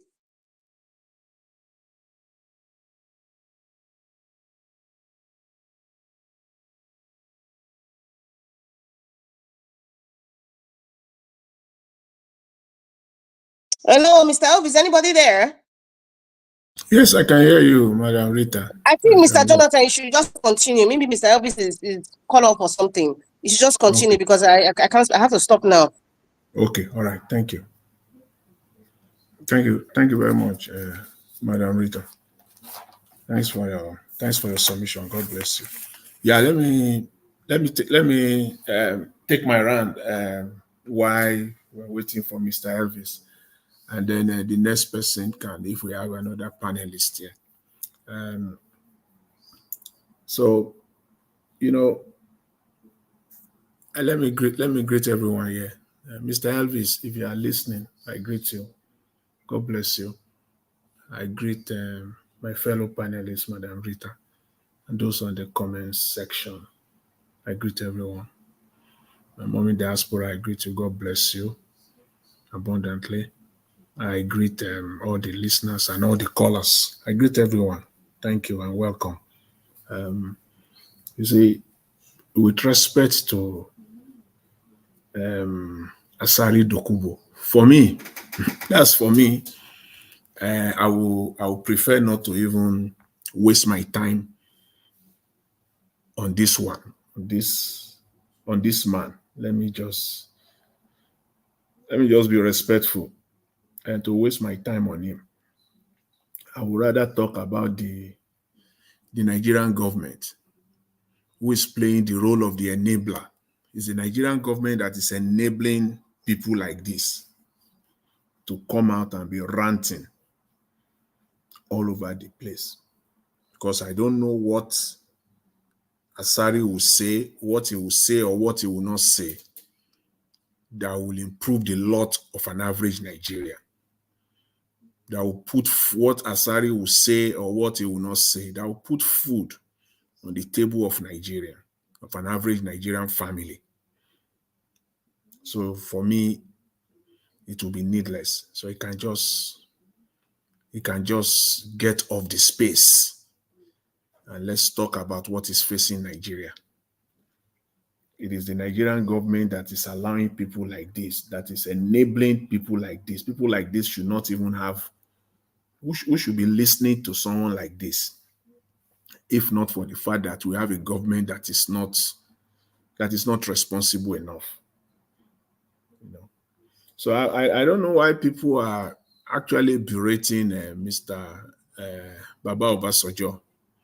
For me, though, as I always say, Mr. Obasanjo, you know, he had his flaws as a former head of state, as a former president. We should not forget that Chief Obasanjo is a politician. He is a politician. He is still a politician to date. Whether we like it or not, he's still a politician. So why people are berating him, I don't understand. He has his, you know, he made his own mistakes, a lot of them. We should not forget, arguably, though, from 1999 to date, Nigeria has been able to produce current dispensation, this Fourth Republic. We've had 4 presidents, 5 actually, including Yaradua, Obasanjo, Yaradua, Jonathan, Buhari. This is the 5th. Amongst them, Obasanjo is the best president Nigeria ever had since 1999 to date. Based on facts, based on policies, is the best. However, he had his flaws, many of them. Where do you want to where do you want to start from? Where do we want to start from? Is it over $15 billion that they spend on electricity that we can't even, we don't even know where the 15 billion went to today? Where do you want to start from? He played his role as a politician. That's where, and he overplayed it. And his political activity is what is overshadowing his achievement. The problem we have in Nigeria is that there is no continuity in government. If we have continuity in the Nigerian political space, what Obasanjo did, if successive government have continued those policies, Nigeria will not be where we are today. Nigeria will not be where we are today. Obasanjo was the one who paid $18 billion of our debt. I don't know any of the remaining 4 who had paid $2 billion of Nigerian debt. 2 billion. Obasanjo paid $18 billion. He paid it. And he got another 18 billion debt forgiveness. Because there is no continuity in government, successive government blew it off. Like a prodigal son. They blew it off because they use politics and corruption. They blew it off. Yes, whichever way you want to look at it, during Obasanjo's period, Nigerian economy was growing at a rate of average of 5.5% annually. Where are we today? They are still struggling even to get 2%. They are even saying that they don't think they can even achieve it. That is if the numbers are even true. But there is no continuity of any kind. So I think history will judge him. And again, for all of us, history is there for us to go back to. We know that Obasanjo did his own bit. As at the time he was leaving government in 2027, Obasanjo left $43 billion net. $43 billion cash. When I say net, not gross. We know what that is, gross and net.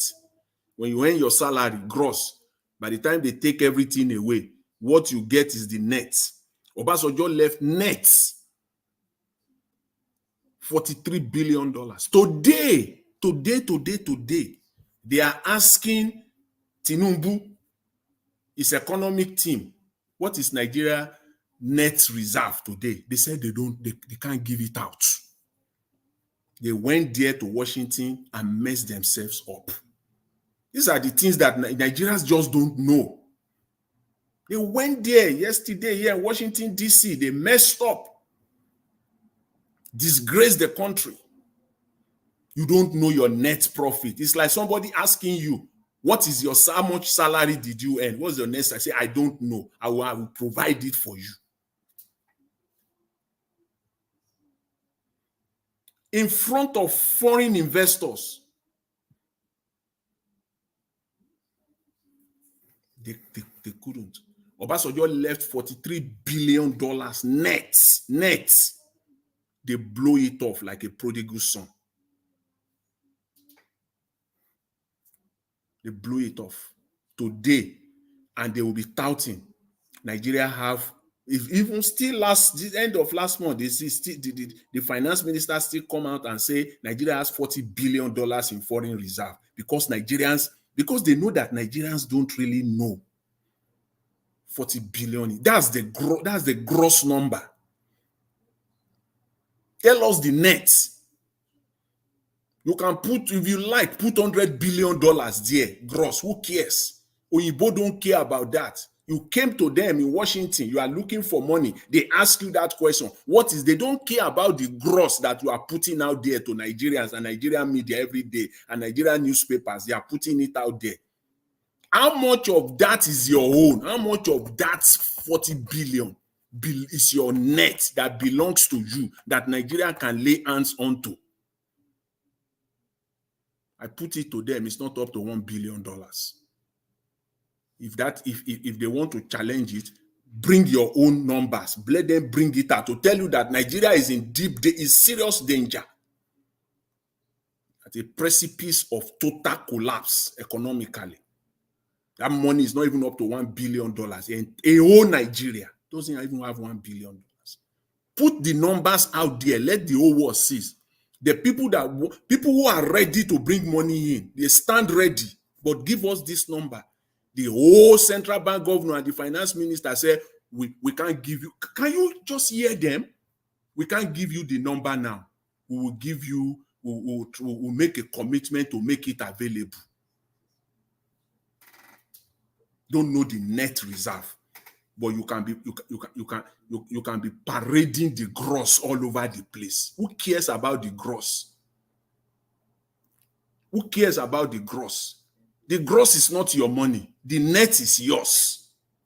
Tell us. They can't. And a president that left 43 billion net. But because we don't have continuity in government, because of politics, they blew it off. Nigeria should be in the range of $200–300 billion net as of today, if successive government have actually played their role effectively, if not for corruption.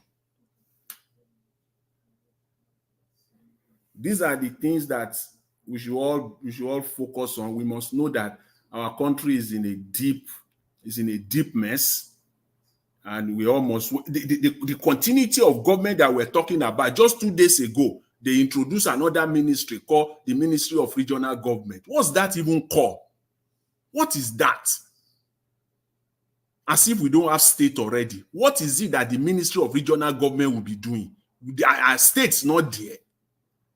Are states not getting money to develop the different states? Is it not states that makes up a region? So what will state be doing now that you have created regional Ministry of Regional Development? So state will get their own allocation. Regional ministry will also get its own allocation. So what is that even called? Because of politics. Because there is this ministry of the Niger Delta ministry. We want to counter that. Niger Delta is peculiar. It's peculiar. The devastation that has been done to that part of Nigeria is unprecedented, that in fact a ministry is needed to oversee the development of that region. But they can't withstand it. They still want their own. Because of politics now, they now set up a Ministry of Regional. I hope that somebody will just stock sense into your head. This government, you will even scrap it before the confirmation of the minister that you nominated. You will scrap the whole thing called regional government. Talking of reducing the cost of governance, establishing another ministry that is uncalled for. What is that called? Ministry of Regional Government. As if we don't have states in Nigeria. Are states not region? The states, are they not the one that each and every state makes up a region? We do things lopsidedly in that country, and God will help us. And it is this politics that is killing Nigeria. Those that we even rely upon, that we call opposition, they can't do their work effectively as opposition. They will get there and be rubber stamping the executive. These are the key problems that we have in Nigeria. Reducing the cost of governance, taking Nigeria for granted, now coming out and saying ministers should go out with not more than 3 cars. Is that actually reducing the cost of governance? That is the least you can. Is that actually reducing the cost of governance? You just take Nigerians for granted. They are crying. Just put something in their mouth. Let them just stop. Nigerians they are disturbing us. Let's just put something. It's like a baby crying. Just put something in that baby's mouth so that baby can stop disturbing. This is the kind of this is what this means. This what they call reduction of government and the cost. What all the agencies that are not needed, that are just wasteful, what are they doing there? If you are serious about reducing the cost of governance, go for those ones. And for somebody, a senator, to come and be saying that when they vote in the National Assembly. Sorry, let me just end up with this, Mr. Elvis. The senator on that interview, the Arise News interview, Senator Abaribe. You think Nigerians, anyway, that's what they take Nigerians for. They said that when they vote, so people don't know what they vote for. How will Nigeria knows what to vote for? When it is yea and nay, why not put your name behind every vote? By raising up your hands and your name being called, a roll call on every issue, on every bill on the floor, so that Nigerians will know that this is what you voted for. What is your ideology? What ideology did you campaign under in the first place? If the policy that the executive is bringing, if it is contrary to your own ideology, why do you have to agree to it? And when you say nay, that you don't support it, let us see your name. Let there be a roll call and stop this idiotic yay-nay system.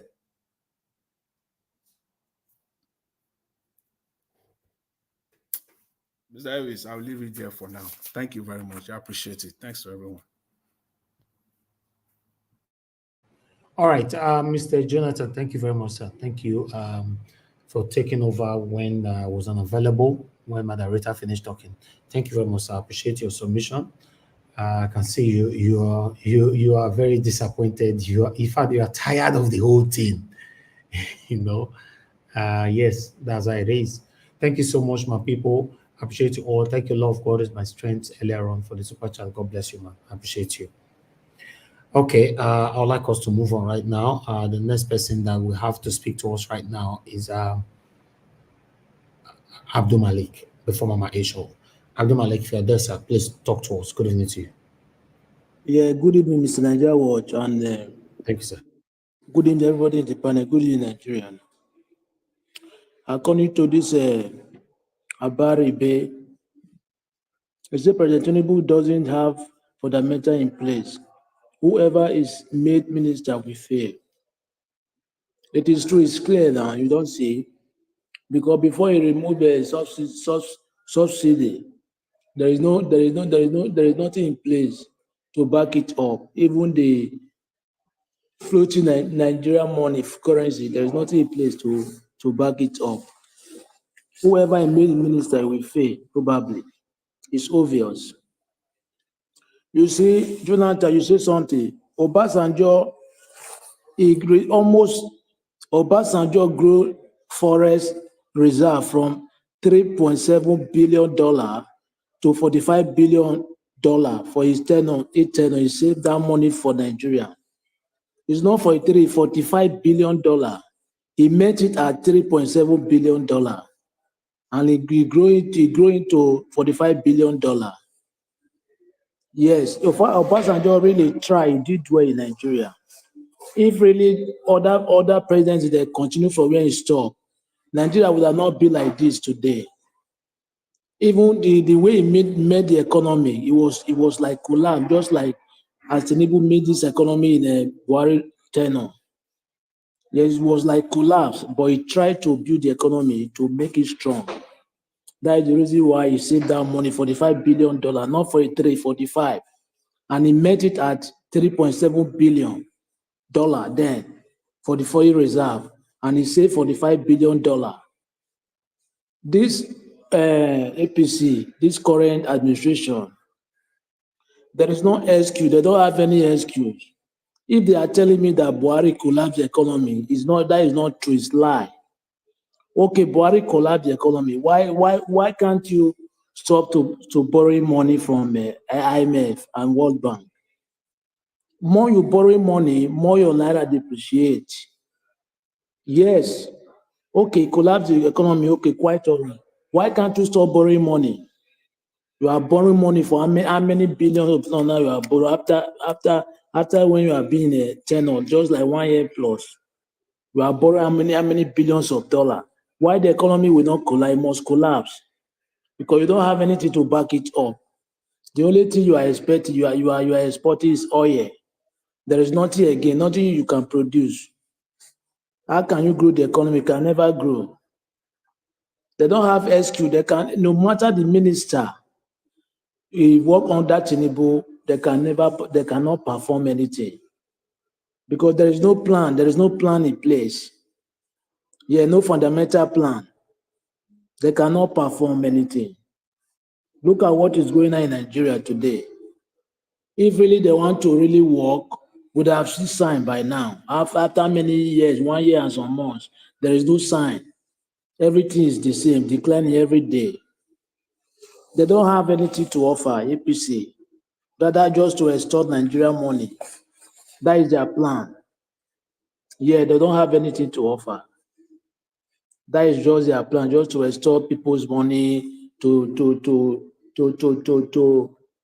go and keep it abroad, to establish themselves, their family.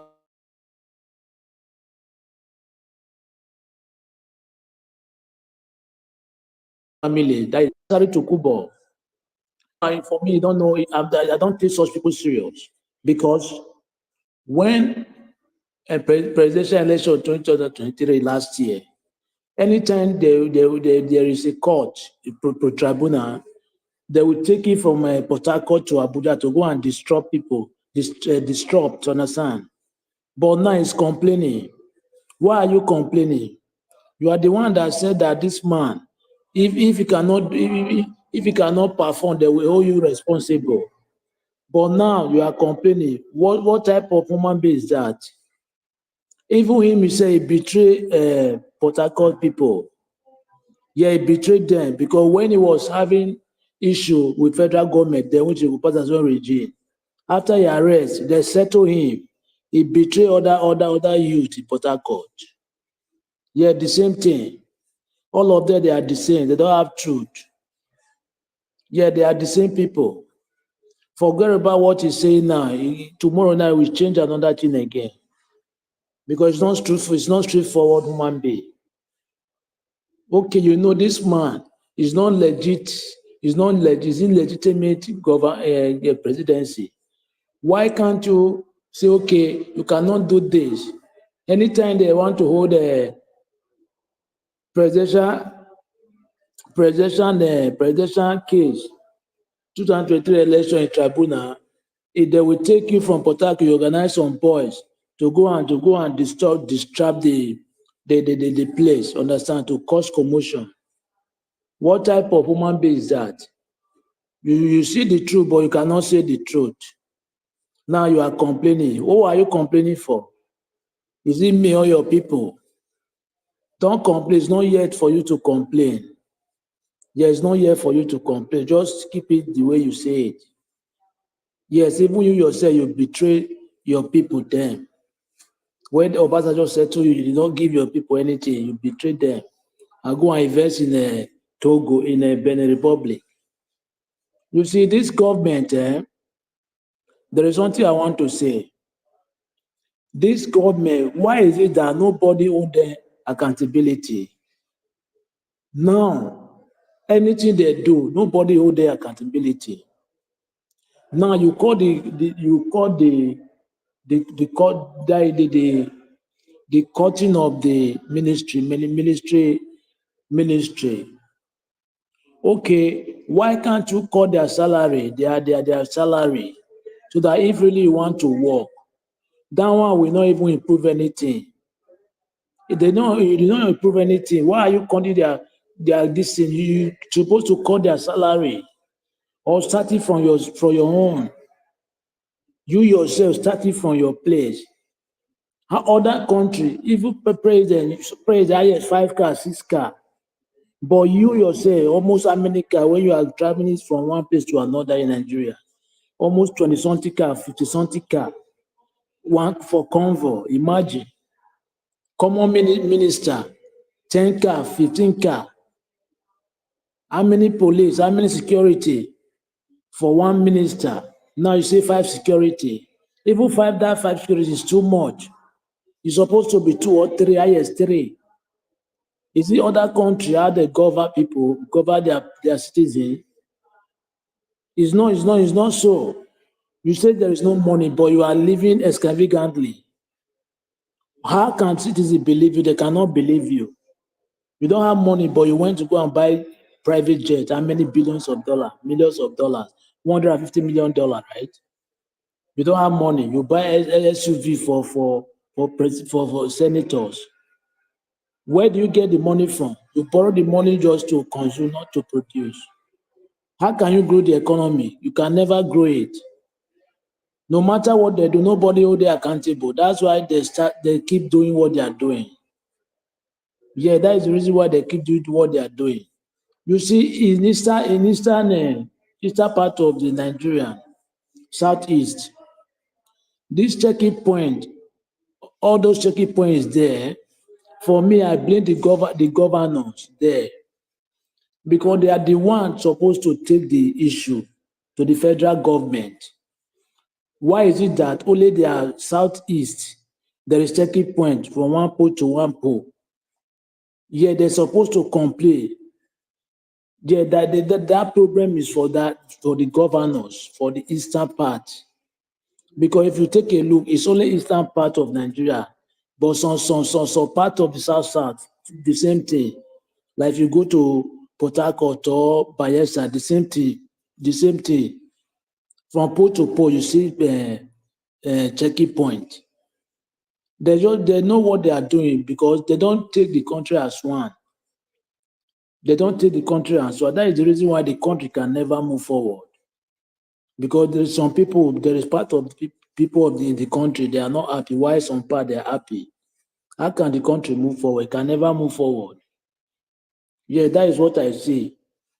Because Nigeria now is just like when you are living there now, there is no hope for you.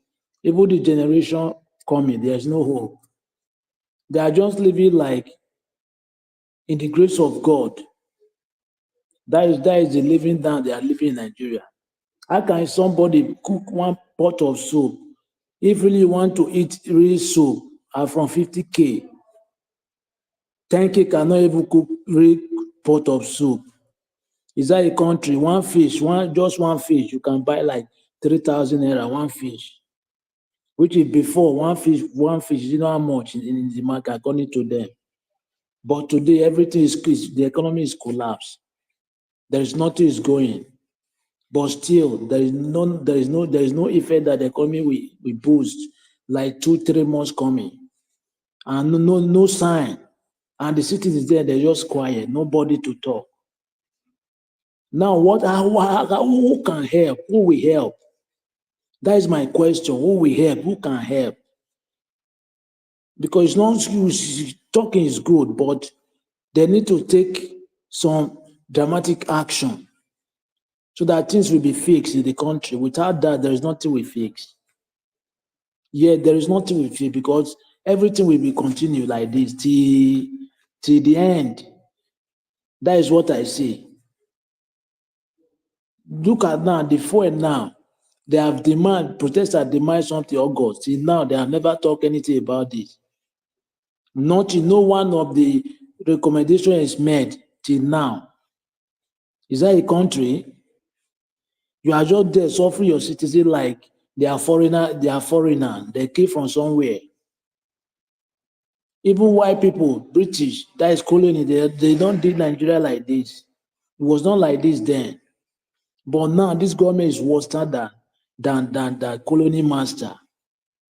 The only hope solution now is the citizen, if they cannot do the needful or the military will take over from those people, they restructure the country. Because the way they are doing now, they are even worse than the military. Yeah, they are worse than the military. Look at the Edo State election, governor election last time. How can a particular party only they are there in the coalition center? Who does that? What about others, other agents? Where are they? Is it not to manipulate the results? Thank you very much, Mr. Nigeria Watch. Thank you, my brother. Thank you. Thank you very much. I appreciate you, Abdul Malik. Okay, Mama Esho, if you're there, ma, it's your turn to respond. Yes, sir. Yeah, Please let Mama Esho speak first, I beg. Let Mama Esho speak first, I beg. I just want to quickly step out, but I will be back shortly. Okay. That's fine, sir. That's fine. Thank you, sir. Yeah. Mama Esho, thank you very much, ma. Good evening to you. Please talk to us. Yeah, good afternoon from here and good evening in Nigeria.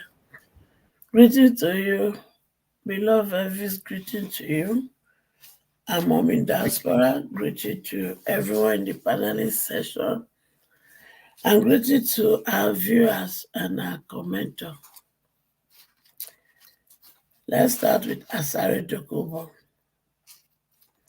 He told us when he was counter-protesting for Tinubu, my senior boyfriend, he said if Tinubu did not perform well, we should hold him. So my question to us, Nigeria, what are we doing to hold Asari Dokubo? Because that is what he said. Asari Dokubo, you have no right to complain. Because the only reason why you are complaining is because Chief Tinubu, my senior boyfriend, government has not favored you. You are not fighting for the job people.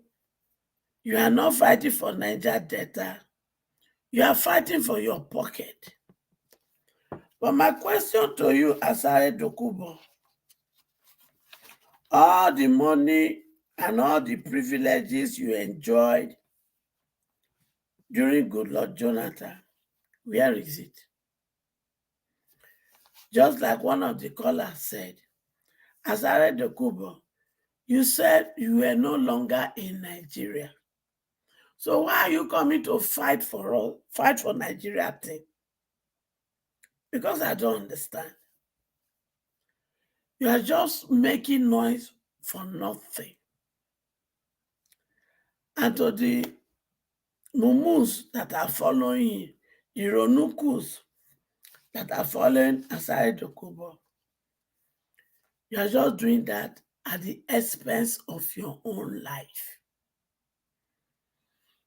In his own little community, he has made himself the Lord of Lords. And because the youth has lost confidence in themselves and they are hopeless, they now are following him, believing him that he has a plan for them. But the bitter truth is this. Those people following Asari Dokubo, he has no plan for you people.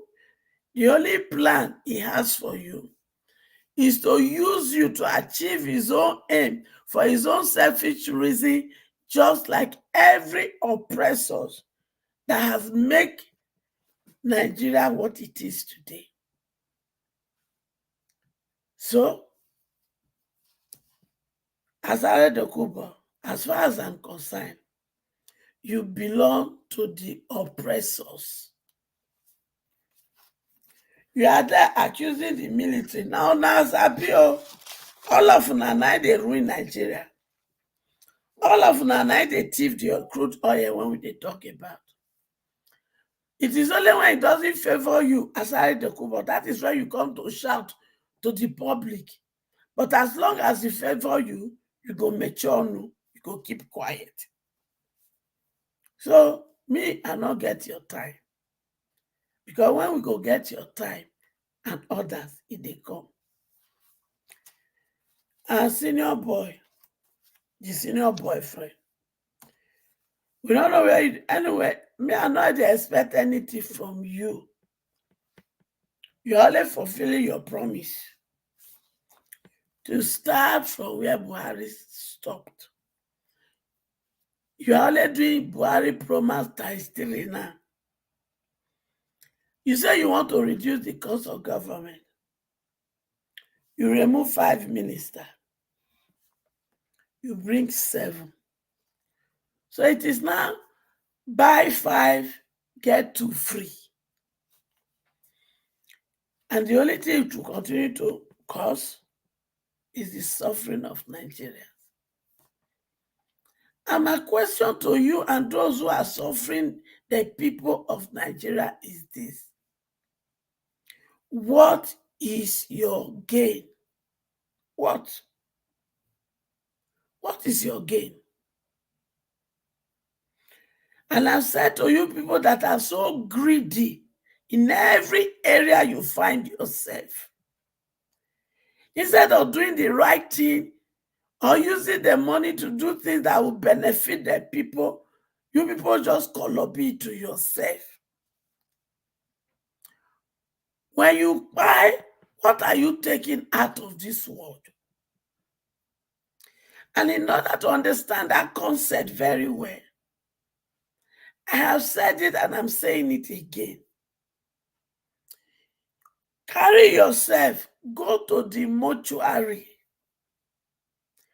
And when you get there, ask the mortuary attendant, show me where they put body when dog by of a rich man or a rich woman. Maybe they have a different, but to my best of understanding, there's no difference.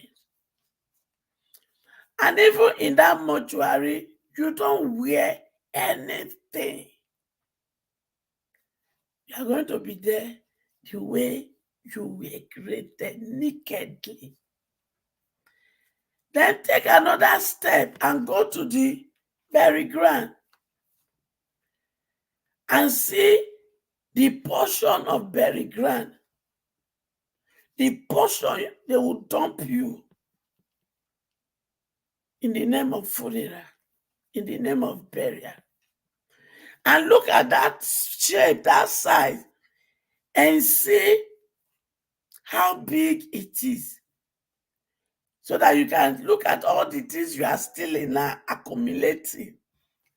Look at the size and see how many you will go with. And also take time to look at the history of the rich men you've ever known. Look at their company, someone like Abiola, all that he acquired.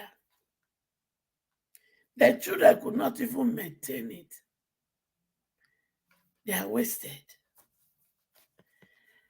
And this is applicable to every one of us, including me. Because if you are using this to assess ourselves on daily basis, on monthly basis, on yearly basis, we will understand one fact. That all this giri we are doing, hurting others because you want to buy that G-Wagon, doing this because you want to do this, all is vanity. So instead of killing ourselves, making Nigeria unbearable for each other, let's embrace humanity. Let's embrace the love for humanity. The Bible has clearly told us, do unto others what you want others to do unto you. And those of you in power, remember, Nigeria PLC belongs to all Nigeria. You are an employee. We are your employer. But unfortunately, it is the other way around. But very soon, we will put it the right way. Thank you, and God bless us. Amayecho, thank you very much, man. Thank you for that submission of peace and unity. Hopefully, they will listen, but I'm not certain. Thank you very much, man. Okay, we have Oga Chris just coming in. Oga Chris, thank you, sir, for coming in. Good evening to you, my brother. Thanks for all you do. Thanks for putting your voice out there and your time. I'm very, very grateful. I'd like to make you talk to us. And good evening, sir. And thank you very much for this wonderful opportunity once again. The opportunity you give to hundreds of thousands and millions of Nigerians to be able to part of this vital discussion every single evening. Been doing this for years, and like everybody has alluded to, nobody knows where you draw the strength and inspiration from that you are able to use in carrying out this humongous task. All we say is that may the good Lord continue to strengthen you every single day of your life. And all of you on the panel, I just want to say good evening to you all. It's really nice to be with you all again this evening. Let's keep doing what we know how to do best, and that is putting out our voice there for the betterment of our nation. The people on the comment section, it's another beautiful Friday. It's good to be with all of you. Let's keep the commentary coming like we always do. Let's try and keep it civil. It's about you. It's about your children. It's about your children's children. It's about Nigeria. Mommy Diaspora, beautiful weekend to you. Thank you so much from the innermost recesses of all my heart. I want to say a big thank you for everything that you do, and especially for the prayers. I appreciate all of them. Thank you so much, Mommy Diaspora. And all of you listening to us from every part of the world. You know, you guys are just awesome, despite the fact that you are not able to contribute, but you stay glued to the station and then just follow the trend. I say thank you all. But the issues, like I usually start with, they are the same every day. They don't change. The same thing, the same dramatic personnel. If you look from left to right, from every time, the same people, the same style. Everything is changing, but nothing is changing. Unfortunately, this is the Nigeria we've had to deal with. And the sad part is that it's the worst of us that are leading the best of us. And that's why nothing is going to change. Not yesterday, not today, and not in the nearest future, unless there is a shift, and not just a shift, a paradigm shift for that matter, or a revolution. And if I say revolution, I don't mean war, fight, or anything like that. I mean a turnaround from the status quo, because you don't expect to keep doing the same thing and expect a different result. So that's why we have to turn around. We have to make a 360 U-turn from the way we used to act. We have to put the nation forward. Immediately you put the nation forward, no matter the kind of laws you are operating in your country, whether you call it participatory democracy like you have in the West, or socialism, any type, communism like the type you have in China, mixed communism and democracy. As long as at every point in time, the goal is to put the nation forward, every system of government will work. All of them will work. If the collective interest is let's build our nation, instead of building the pockets and the destiny of individuals, instead of building the future of a selected few, if you choose to build a nation so that together everybody can become prosperous, then none of all this we are seeing today will ever happen. Today, Nigeria, I wish we know the extent to which our nation has sunk. For you to have players like Asari Dokubo always on the scene, it speaks volume. This was the same man. During the run-up to Buhari's inauguration, he was all over the place. He was also seated at the, what was it called? At the State House in the full glare of the cameras. This is just a common criminal being given that kind of importance in a government that people believe is going to change the life of the people. Look, this is Tinubu. What they believe in is power, raw power and money. Those are the two instruments that they believe in. And they believe all you need to do, as long as you have so much money and you are capable of violence, then you can make the people to do whatever you want them to do. And truly, it's been working in our setting. And of course, if you have some ethnic, tribal, religious jingoists along your side, then definitely you're going to be able to put the people under control. That's exactly what Tinubu is doing. Today, Asari Dokubo is talking about the Yoruba as being betrayal. I'm just wondering. Okay, Asari, now you be betrayal now. Everybody know your antecedents. You know your antecedents very well. But it's just that, unfortunately, the whole nation is a criminal enterprise. That's why they are very comfortable dealing with people like you. Because all they want is control, and they don't care whoever is able to give them that control. Today, you are at daggers drawn with these people. Tomorrow, you also be in bed with them. And to some of us, we see things like this, all of a sudden, because you don't like Tinubu, some of us, they will be happy. Yes, not good for Tinubu. No. These people are fair weather people. They just go where it suits them, where will ease their pain, where they can feel and line up their pockets. That is where the wind takes them to. So Nigerians, we need to wake up. We need to understand that nobody is going to solve this for us. It is either we choose to live together as one by doing the right thing, or choose to go our separate ways and live peacefully. Or we can even take the middle ground. We start regional government. Let the regions take charge of whatever resources they have. For example, Asari Dokubo, from the South region. If the South region decide to use all their oil revenue to pay this man and his cronies, then so be it. So be it.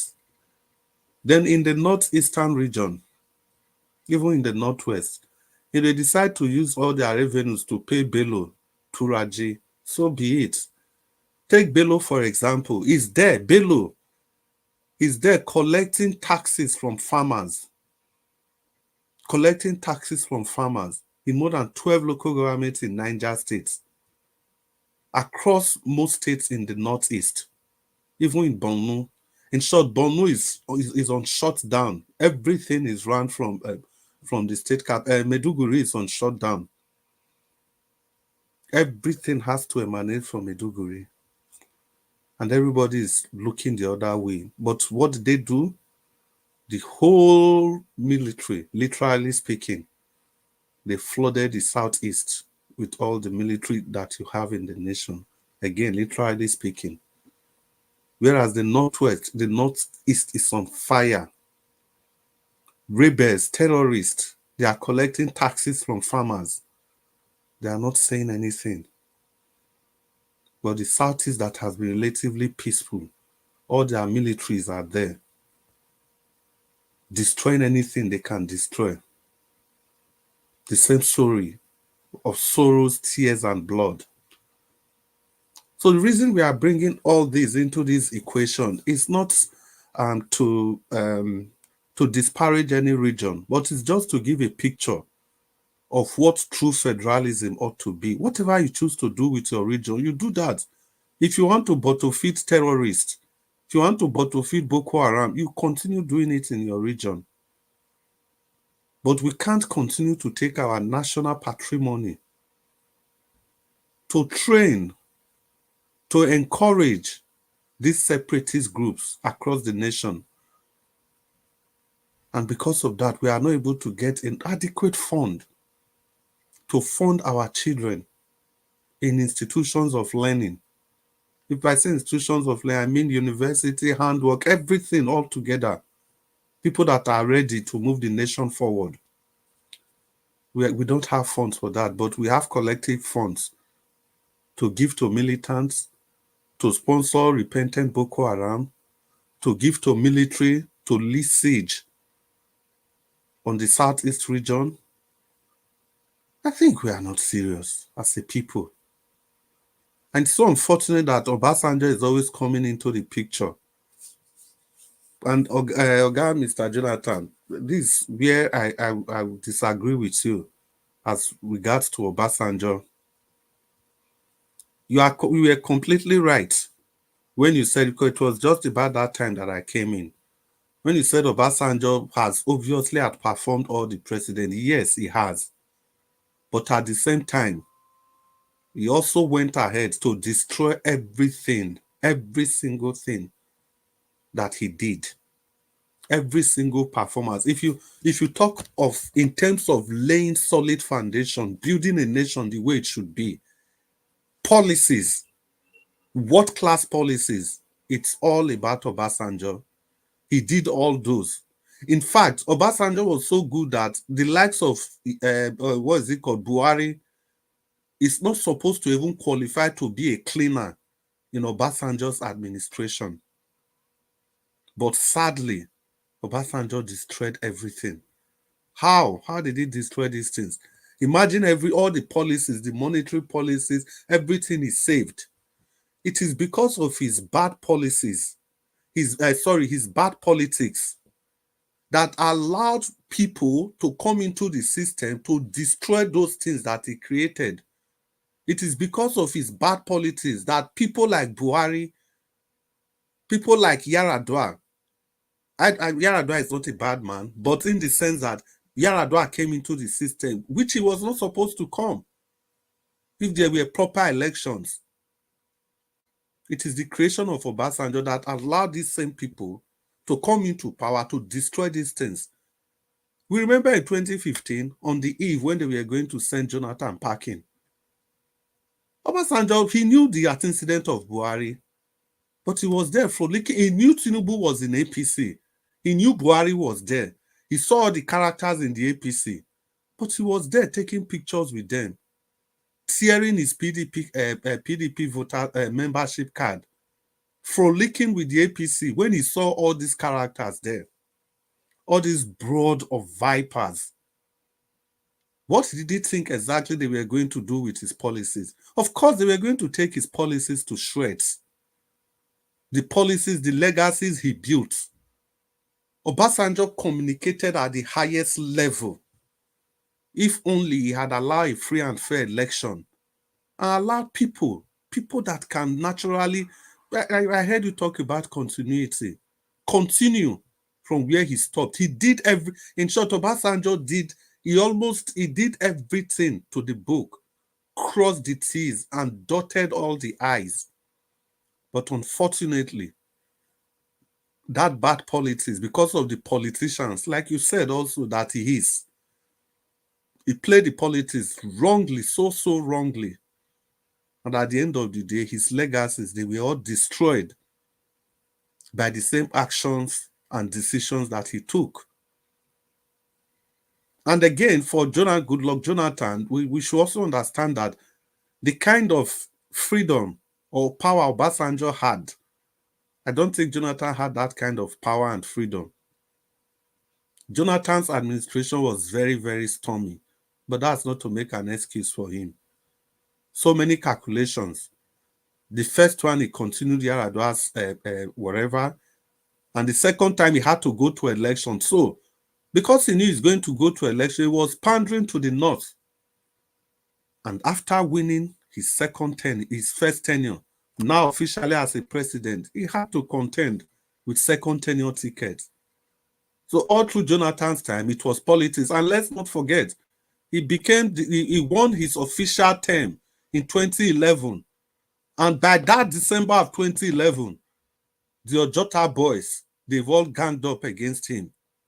Barely 8 months after he became the president, not Yar'Adua's tenure, barely 8 months, the Soyinka, the Fazi's father, I'm saying Faz's father so that we can connect it very well.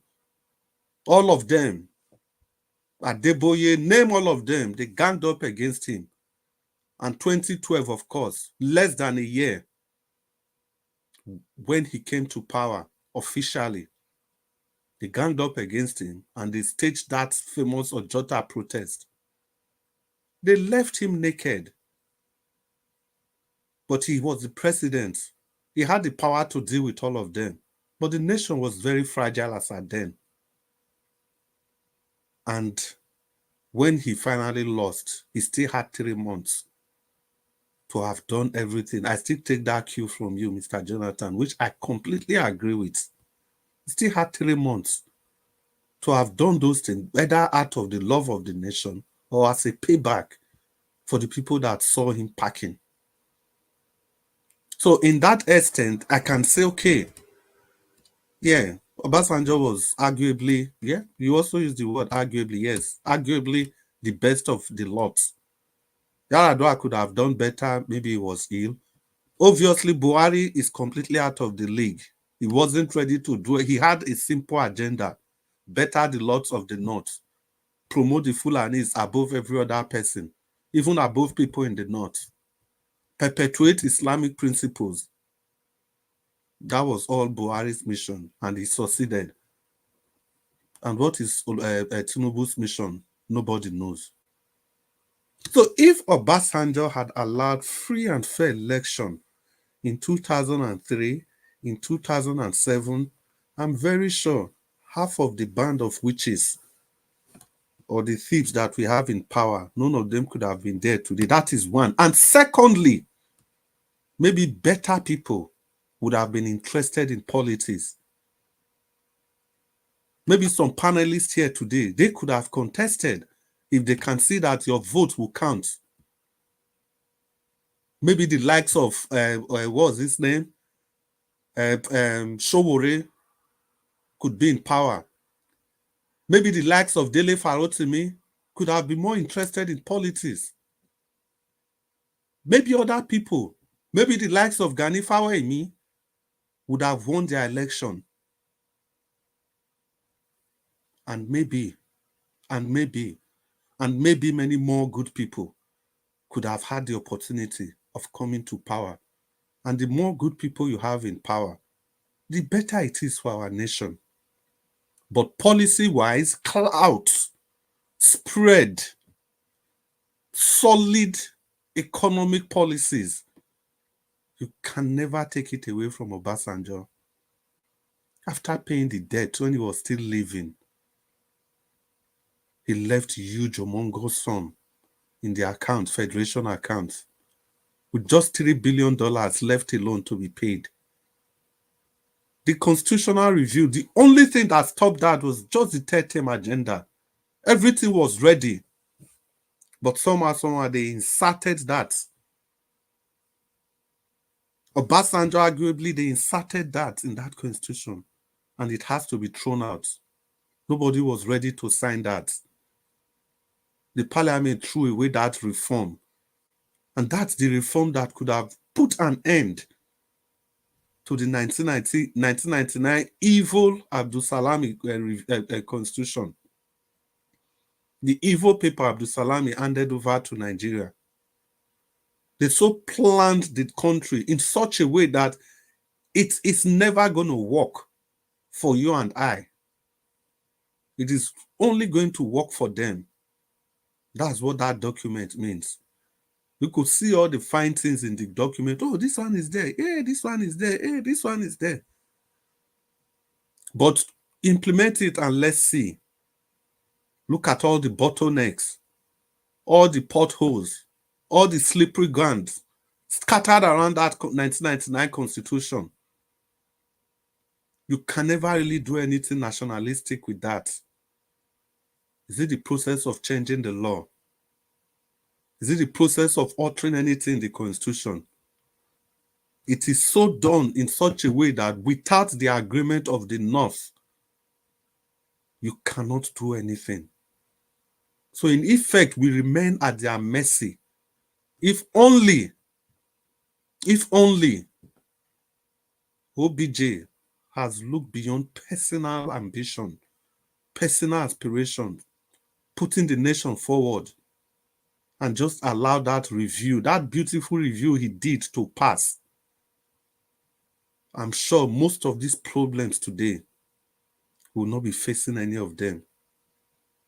And the most important thing is because the electoral system was so dirty, it all started and began with OBJ. That is why on this panel, a lot of us say, I don't belong to any political party. I don't, because we've seen what political parties are, because they are also dirty.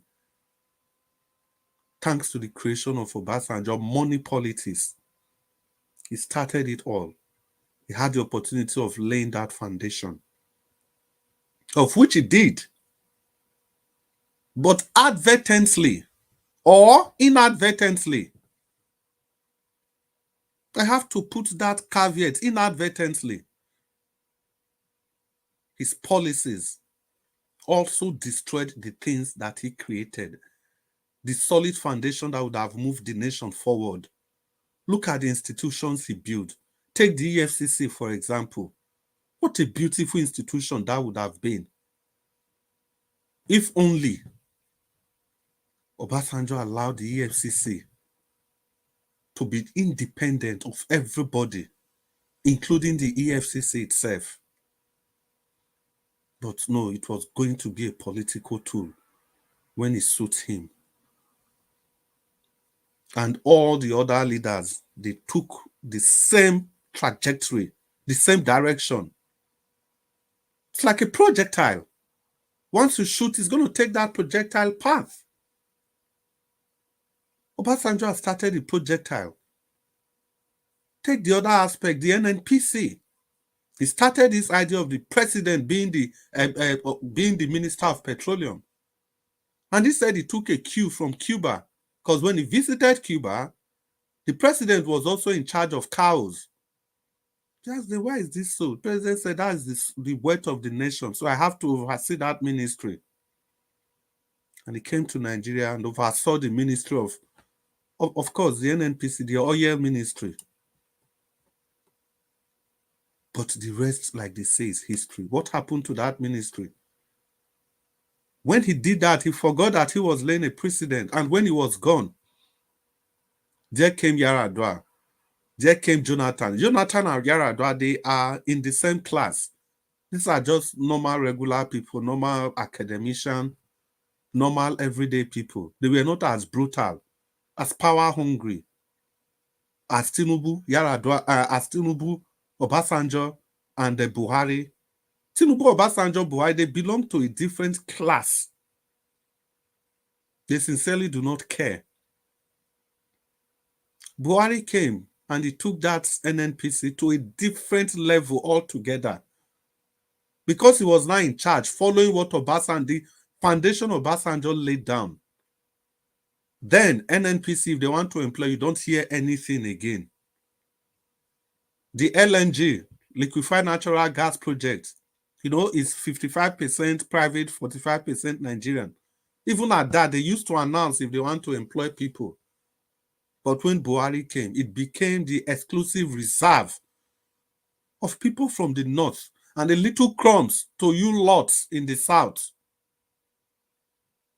And that went on for 8 years, unchallenged. And of course, after that, we've seen the wars with Tinubu. This is a man you cannot point to anyone linked to him. And we allowed him, the system allowed him, the activists, they allowed him, the electoral system, everybody allowed him. Because they've created a way with power. Now Tinubu is there as the petroleum minister. Now everything is shrouded in complete secrecy. It may interest all of us to know that every single day, according to the arrangement, Nigeria is supposed to get about 330,000 barrels per day as Nigerians crude, as their crude. So what Nigeria what Nigeria do with this crude is for them to sell and take the funds, because when the mining companies, when they mine the 330,000 is like a royalty, you sell and take the fund. Till today, since this idea of the president becoming the minister of petroleum, when Obasanjo was there, it was transparent. Along came Buhari, and when he got there, the likes of Abubakar Malami, SAN, they kept everything in secrecy. Everything in secrecy. Till today, Tinubu came, he just continued in the same direction. Nobody is aware whatever happens to that humongous 300 and something plus barrels of crude oil every single day. Buhari printed how much? How much did Buhari print? And we were all shouting. As of today, Tinubu has printed 22 trillion of your money. And you wonder why your money is losing value. Before it was the Binance people. Now, carefully, silently, they released the Binance guy. He's gone. And guess who were the first people that congratulated Tinubu for releasing him? The US. So can you not see that all these, they are all interconnected? They are all interconnected. This is the problem of having somebody with so much baggage internationally to become your president. That person simply becomes a puppet in the hands of the countries, whichever countries that has his file. Obviously, we know the people that have Tinubu's file. So technically, those are the people that are your presidents. They are the people ruling your nation. And we are surprised that Obasanjo is making some stupid or silly decisions. Tinubu is making stupid or silly decisions. And we are here blaming the West. Do you expect them not to take full advantage? A country of 220 million people, Do you know how huge that market is? Even the US is just like 330 million or thereabouts. If it is even up to, is it 280? I can't remember. So this is the game. It is world politics. In international business, it's just a murky water that everybody must have to navigate carefully. Carefully in the sense that you want to make the best out of it. International diplomacy, international business, it is laden. It's a murky water laden with crocodiles, pythons, alligators. They are all there. You really have to be careful. It's either you eat or you are eating. That is simply what every country does. Forget BRICS, forget China, forget Russia, forget India. Forget whatever you call them. They will not treat you differently from the way the West is treating you. The only thing is that their style might be different. While the West will want to take their pound in a single day, they want to spread their own pound of flesh over a period of 10 years so that you don't actually feel it. It's all the same thing. Nobody is doing anything for your benefit. Because I've seen people clapping about the BRICS. They want to destroy the US economy. They want to destroy the dollar. And so, how does that affect you? What's the problem? How do you even think one of these people is better than the other? How do you come to that conclusion? Have you seen it happen before? If you have never given somebody power before, there's no way you could have trusted the person. Good governance is actually a decision, a judgment you make in retrospect. You make that decision in retrospect, whether a government was good or not. Look at the evil of Obasanjo is even preventing people, of Tinubu, is even preventing people from remembering the atrocities that Buhari committed. Today, people should be all over the places looking for how to bring Buhari and his cronies to book. But nobody is even talking about that. Because of the atrocities of this government, it's just too much. 1 week, one story. 1 week, one story. If it is only the Abacha loot that was returned, only that alone is enough to put everybody in Buhari's administration behind bars. Imagine, take a scenario when the West is refunding this money. Abubakar Malami, SAN, Attorney General of the Federation, went to go and get lawyers again that he will pay 10% to. Whereas in his ministries, there are close to 100 lawyers in his ministries that are being paid, that are working, civil servants there. They could not use any of those people to fine-tune whatever agreement they need to do. It wasn't negotiation. It's just they want to refund this money back. All you just need to do is to sign the paperwork, and that's it. Then you have to go and engage the services of fresh lawyers from overseas, and you have to pay them 10%. Whereas you have lawyers that Nigerian government pays in the Ministry of in the Attorney General's office. But we refrain from using any of these people. Is it the last tranche of the funds that came that Buhari said they should direct to the northern part of the country? These are issues that we should be talking about now. If we had a good leader, if only we had a good leader. Or is it the school feeding program? A ministry that got over 4 trillion. Make them open their mouth, probe this lady. Now they call her name. The new one we Tinubu put for there. The new young lady that Tinubu put, make them probe her now, may we say. Because the one before her, you can't even, the funds, over 4 trillion went to that ministry. Sadia Umar, over 4 trillion. To the extent during the pandemic, during COVID lockdown, Sadia was still distributing funds.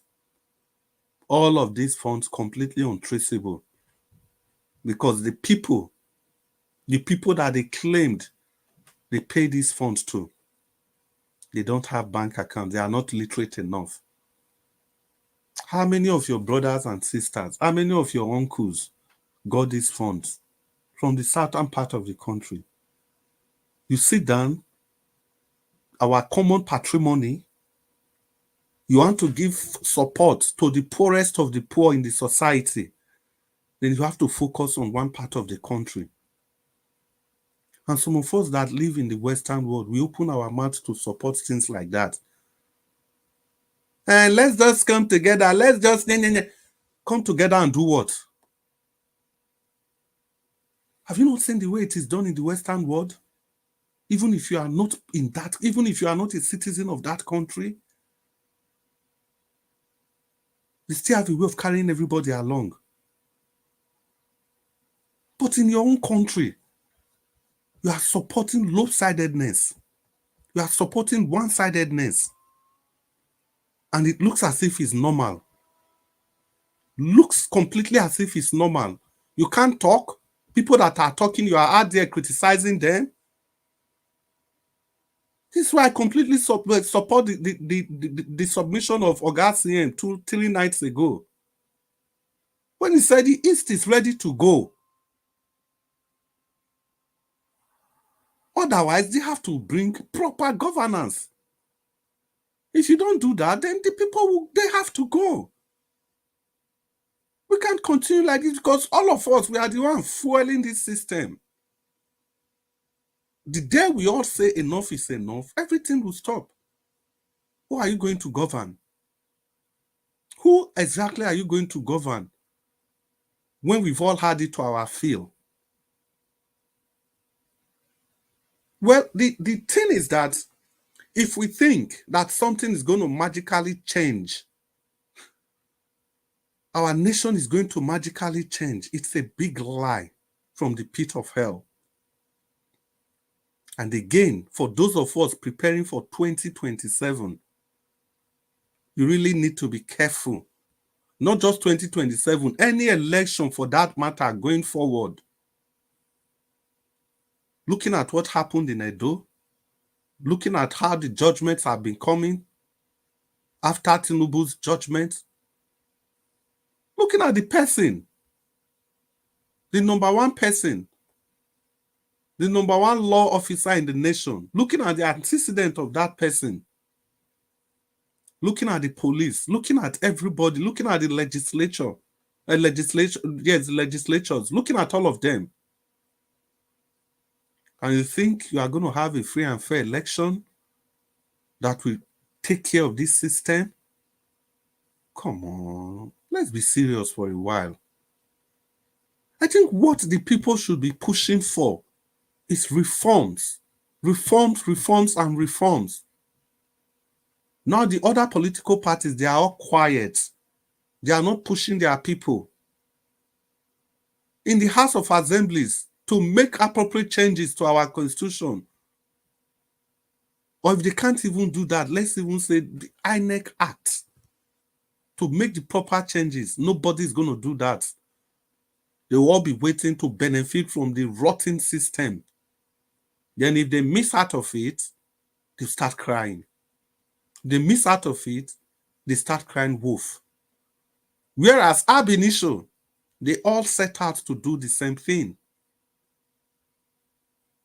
And we think we're going to go forward like this. It's never, ever, ever going to be possible. There must have to be a deliberate effort, a conscientious change of attitude, and a zeal to move forward. Without that, people, it's just going to continue like this.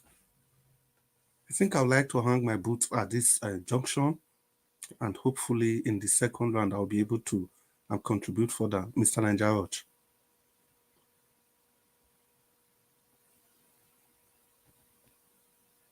Okay, Chris, thank you, sir. Thank you very much. That was a long submission. I appreciate you, sir. Thank you so much. Right. Thank you very much for the opportunity. Thank you so much. I'm grateful. Thank you, my brother. Thank you very much. Okay, we are going to have the second round now. Let's. I don't know if Madam Rita is back. If you are back, indicate. I'm back. But okay, you are back. Okay, thank you, man. Please, you have the floor for the final submission. Thank you. Okay. Thank you very much, Mr. Elvis.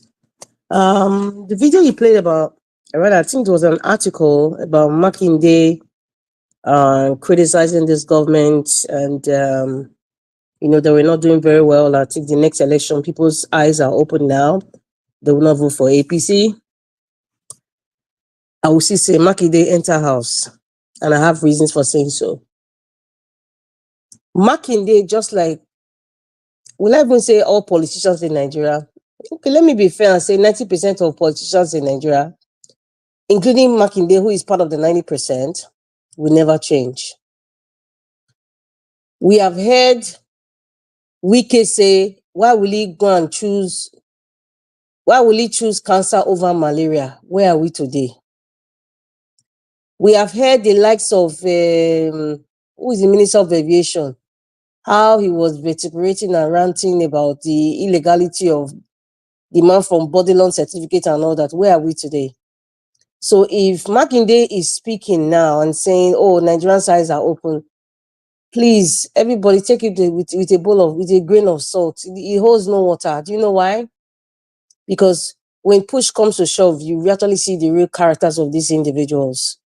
So they can say all kinds of stuff right now because things are probably not going their way. Either they have some political differences or personal differences, and then they come out there looking like a Robin Hood. Who are you kidding? Makinde, enter house, I beg. You are part of the system. Don't kid yourself. Because the next election, you are going to support this man from Bodilon. Please, I beg. Enter house. For the part of the cheap bride price, the cheapest bride price. Anyway, that's another topic. I don't want to. Maybe towards the end of the show, I will talk about that one. The former commissioner of Edo State, Ero, and is it Osaze Ero, Mr. Osaze Ero, and some other people going to the Nigerian High Commission in the UK protesting about the Edo State election. I would say that's the ridiculousness of it all. The ridiculousness of it all. It's so ridiculous. It's so ridiculous that it's painful for me to even talk about it. Mr. Elvis, it's painful and shameful. In fact, I'm not even going to talk about it. I'm not going to go there. Maybe I'm not mentally prepared for that, to talk about the ridiculousness going to the Nigeria High Commission about the Edo State election. Abaribe. I had the opportunity of meeting Abaribe in Nnamdi Azikiwe International Airport sometime this year. He was walking alone and he didn't have any ADC or nobody, just a regular guy just walking. And I went to meet him and I greeted him and I introduced myself. And he was like, oh, okay. And then he said, a reason why he was at the airport, this is Abuja now, in the international wing, was because I think he said something about being in a committee of within the Senate of the people monitoring the airport and the activities and something like that. So that's why he was there. And the way he speaks on, online, I think that's exactly the way he was speaking to me. Very gentleman. We said some few things, and so anytime I see him now going forward, I just remember our conversations. It was quite brief because, of course, I was in a hurry, but I would say he's quite an honest man, from my own assessment. And every time Abaribe comes out to talk about the Southeast and their challenges, and even the federal government and the decisions that they make, I would say he's kind of honest, but he's reserved because he knows where he's sitting, and he knows so many secrets, obviously, of the National Assembly and the presidency as well, which I don't expect him to talk about because he's part of them. But he's mostly honest about it.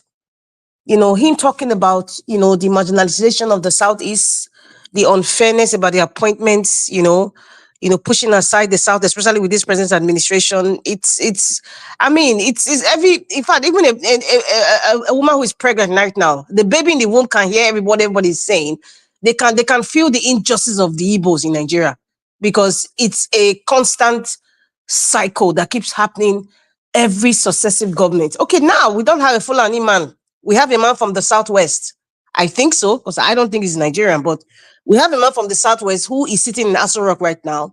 What is the issue in releasing Nnamdi Kanu? What is the issue in marginalizing the Southeast? What does that tell you? That tells you that there are powers beyond this man from Bodilon. They have made a deal, because politicians always make a deal. Take it or leave it. Wake up and smell the coffee. Any person that you're seeing there, that they always make a deal. Nothing is free. Nothing is free. That they kind of influence this man from Bodilon. Suddenly, he doesn't have any power to take out, to release Nnamdi Kanu from. In fact, I know a kidnapped man. I have to put the text properly. He was kidnapped, and the traitor country of Kenya allowed them to bring this man to this country. He's been incarcerated for doing what? Nothing. But Sunday Igboho was released easily. So it's when you look at all this injustice, it's just so much. So when Abaribe was putting it out there, he was very apt. Even if I felt he would have expatiated more, but it's a show. They don't expect to talk for.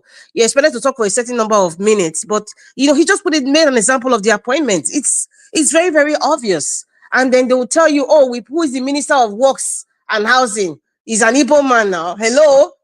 Does what's his name? Umayi, does he have any power in developing the eastern roads? The answer is no. So it's just a figurehead in that ministry to make the gullible people feel that they've put an Igbo man in that position, and now they now brought Bianca Ojukwu. Hello, does Bianca Ojukwu's appointment? How does that change the woman that is selling small vegetable and the likes of that Google and Ekpa in Finland influence some marauders and murderers to kick her vegetable and say everybody stay at home on Monday? How does what's her name? Bianca's appointment affect that woman now? That regular that woman that is struggling to feed herself and her children. It doesn't. So, everything is just washy-washy. It's just, I look at it as cosmetic appointment. Okay, I'm pleasing. You're not pleasing anybody. What is it? It's so simple. Just like what Abaribe said, it's so simple. Why are these people agitating to leave Nigeria? Why are they saying they want to have their own Biafra land? Whether they are united or not, why are they doing it? Why? Why would one particular child in your house be complaining about something? It means that child, nobody's listening to that child, nobody wants to hear that child, and that child is being put aside. So how do you expect that child to behave normal like the other children? That child will be rebellious, of course. And that's what's going on. That's what is going on. That child must be rebellious because they're seeing the injustice from generation to generation. That's what's going on. So what is Nigeria's problem? Nigerian federal government, the caliphate, what is their problem? Is it the civil war? And then I'm talking about the Igbo people betray. In fact, Osekome has given people he has given Nigerians the history of the civil war. It was not an Igbo civil war. It was not. So why are we carrying the burden? Why is Nigeria carrying this burden of our forefathers? Why? I can't even call them my father's self. Of all the so-called heroes past, why are we carrying this burden 2024? It's not leading us anywhere. What is it? What is that umbilical cord that they are holding on to? Igbophobia. What is it? What is it? If Nnamdi Kanu said, take me out one day, in less than 30 minutes, all this agitation in the South will end. If you want peace in Nigeria, take out the man. The man has even tried to help Nigerians and say, you know what, take me out. If that is the only reason why you're taking me out, just to stop what is going on in the Southeast. But they refuse. What sort of evil is that? Are we supposed to inherit this evil? Are we supposed to? Many of you here now, many of you are 50, 60, 40s. If this man for Babylon is there, Nnamdi Kanu is still incarcerated, add 8 years or 4 years to your present age now. Do you know how old you'll be? Even this Abaribe talking, add another 4 years. Do you know how old you will be? Even that overfed orangutan that is shouting, that's not even a Nigerian, that is shouting crap talking about Yoruba people are betrayers. How old will he be 4 years time? Will he continue to be shouting like that on a chair that cannot even stand up? We cannot continue to carry this evil. It is terrible. And Nigeria can see, Nigeria would know no peace. Take it or leave it. All of you listen to me. I don't care what part of the country you come from. Nigeria will know no peace as long as Nnamdi Kanu is still incarcerated. As long as Nnamdi Kanu is still being kidnapped in the Nigerian gulag. Nigeria would know no peace. That is our reality. That is our reality. If you say I live abroad, I don't care. Now lie, it is coming. Nigeria would know no peace, and they know it. But because of their greed, and these people who are holding on to this umbilical cord of hate, many of them, their assets are not in Nigeria. The children do not live in Nigeria. They're just there to just cause problems for us. Madarita, the same people who hold Nnamdi Kanu now, are they not aware of what the threat that Asari Dokubo is passing right now? See, Mr. Elvis, Asari, every successive government, Asari comes and barks like a dog that he is. He comes and barks every time. They won't do anything to him. They won't do anything to him. And by the way, Asari has always been with the nuts. So in fact, let's just, that was a different kettle of fish. I don't want to go there. The country is biased, man. I don't want to even go there. That's a different kettle of fish, and he has never left the north. He knows who are his people in the north that are still existing today, holding Nigeria. That's why he's talking the way he's talking. So all those talk is just to make mouth so that maybe they'll add him to Tompolo or something. Maybe the dollars will be coming again. That's just what's going on. So they're used to him. They just see Bola Ahmed Tinubu, the man from Bodlon will just ignore Asari. Asari, if you go to ice water very soon, you will see he will stop talking. Then a few months' time, he will continue to talk again when things are not going his way. So, anyway, so there's some certain things that I was listening to when Senator Abaribe was talking about. He was talking about the fundamentals of what's lacking in this government. And even made an example, like even if you bring Einstein, into this government, it will fail. And he said something he said, nobody gets position based on personal sacrifice. In fact, he even cut out Mr. Charles, and said, no politician comes in, they want to sacrifice themselves for Nigeria. What does that tell you? What does that tell you? I think Black Panther talks about nationalists. We clearly really don't have nationalists. Nobody's going to sacrifice themselves. Everybody is in one position or the other. I would say 99% for personal gain.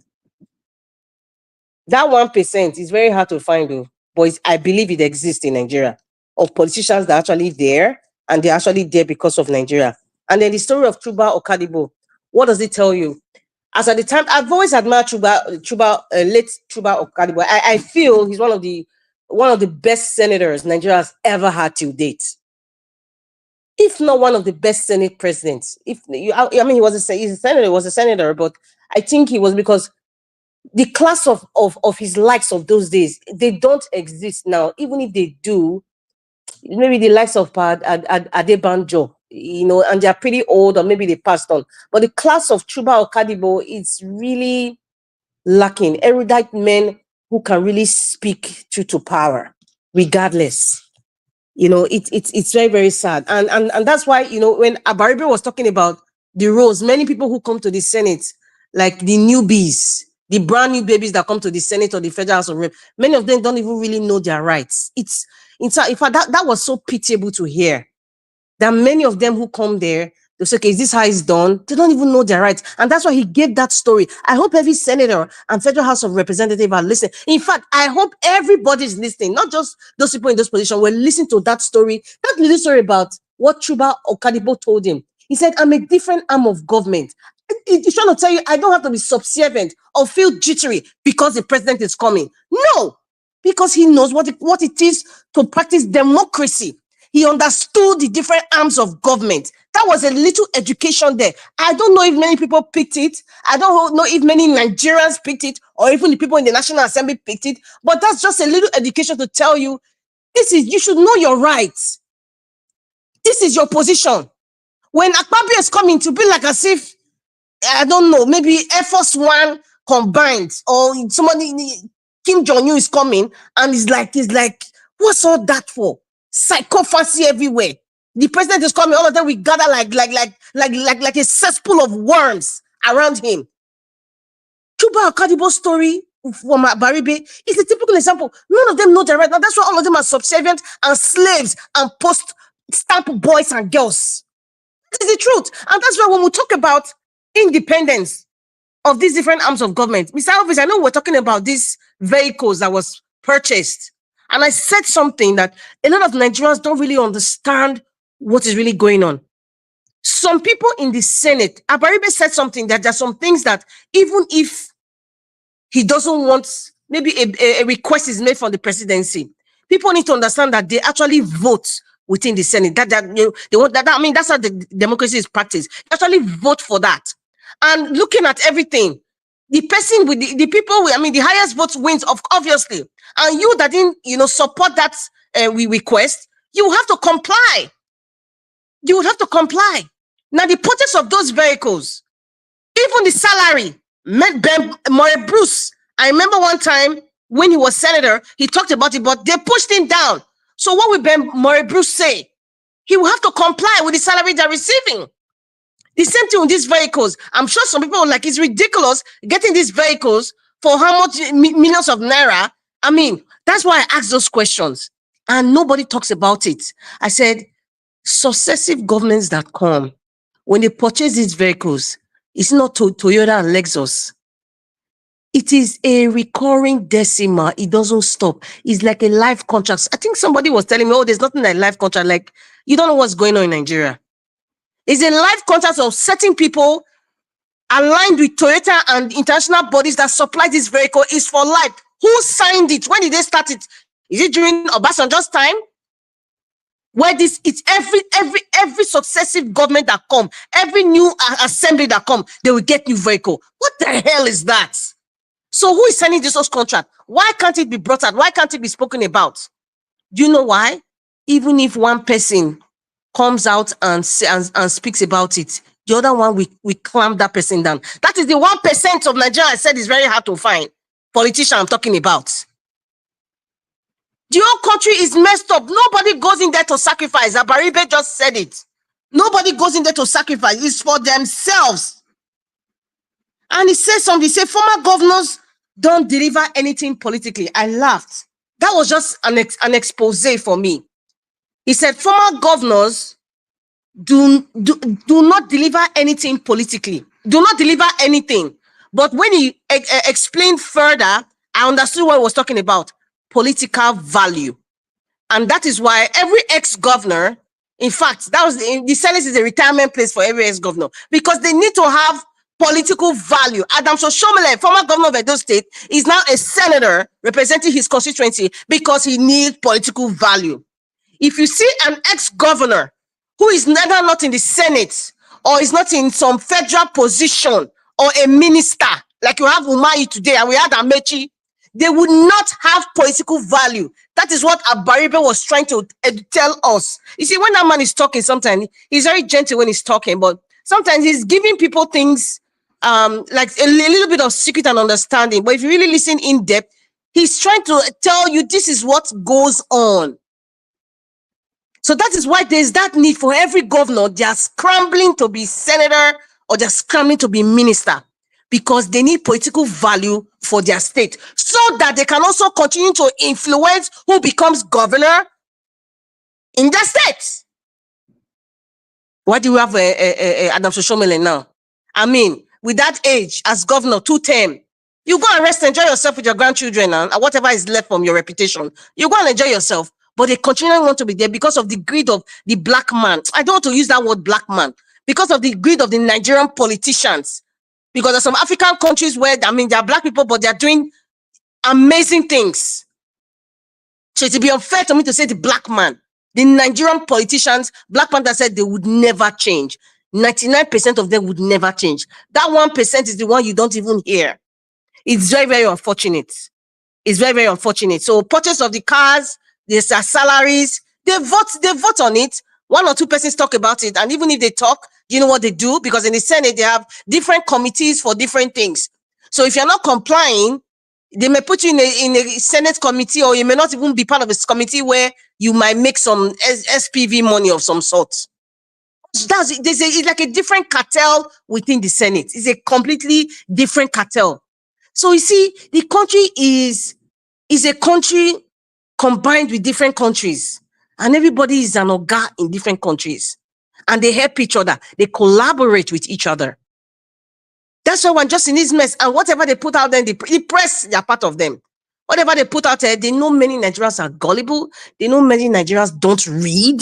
They know many Nigerians are just hungry. They don't care how, when, or what. Just give them bread. They're okay. Just give them rice. They're okay. And I'm going by let me not overflog that topic. But a demand from Bodilon, reducing security attaché and different ministries and all that, how does that change the price of a bag of rice? How does that change the price of fuel? Reducing, I don't know whether these people think that, maybe, see, they don't see us finish. Maybe they just think that Nigerians are just some people coming from maybe it's coconut water that's in our brain. I don't know. Some things that you just hear, it's like seriously? Reducing security attaché, how does that change anything in the economy? How does that shake up the economy?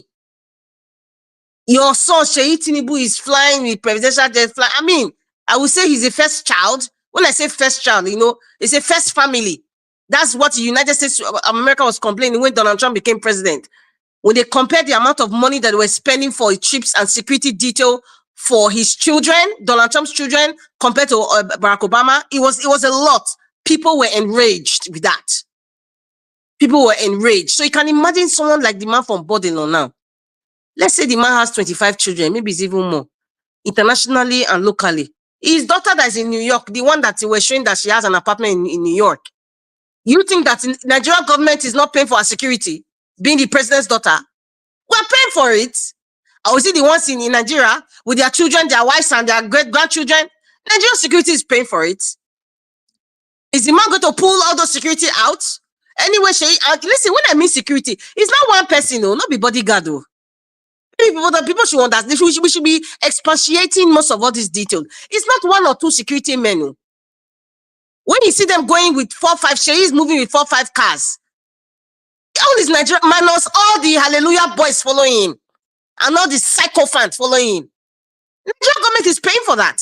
Or is it his Sheyi? I'm just mentioning Sheyi because the other children. Or is it the Iyaloja? That's a different kettle of fish on his own.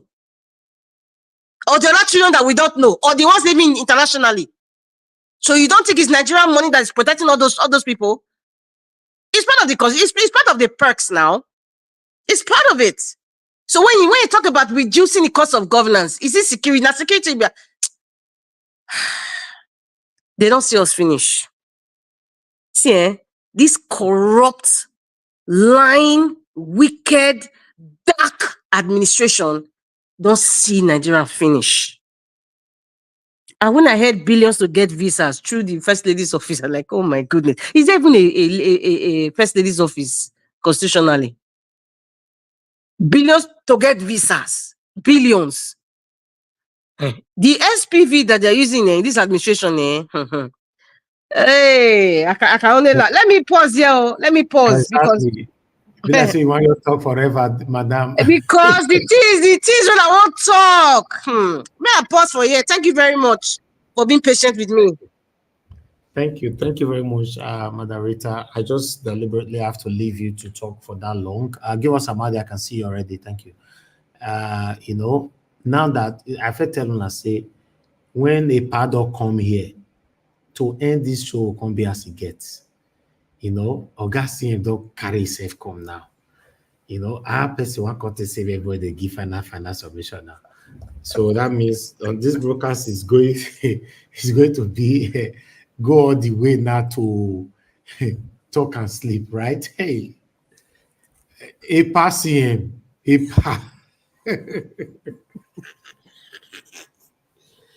No, give us about it. Don't go still pass corner come. All right. What will happen? We just, the way my narrator talk, let everybody just have opportunity to express themselves. When we are done, we end the show. So, Oga Chris, I'll leave the platform for you. When you are tired, leave it for another person. When the other person is tired, leave it for the other person. More they talk and they go like that. Thank you, sir. Can we interrupt? Of course, now that's what we are going to have now. Okay, thank you. Broadcast. I just want to ask you. Yes. Interrupting broadcast, but I'm going to prioritize whenever I talk. And now say a partner, I call this one, so a pass here. So I'm going to let her talk. Thank you very much, my people. I appreciate you all. Oga Chris, you have the floor. Thank you, sir. Yeah, Domo, sir, and thank you once again for renewing the trust of allowing us to take over this platform and considering the years and the effort that has taken you to build this wonderful platform, and then just giving us like that. For me, it's huge that you can trust us. So I want to implore all of us, like we usually do, let's keep it civil, and let's just talk.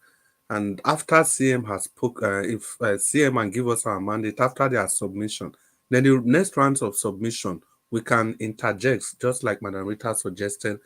But if you want to talk, you just say you want to talk, and we tell the person that's talking to hold on for you to talk instead of we talking at ourselves. So on that note, Mr. Give us our mandate. I think you came first. So give us our mandate. No. Okay. Now, Garcia, give us a mandate. We they come like 10 seconds ago. CM was there before me. Okay, Garcia. Give us a mandate. I be last for a year. Last. And so now I want to give a minute. I want to give him 1 minute. Make it talk. 1 minute. We don't Okay.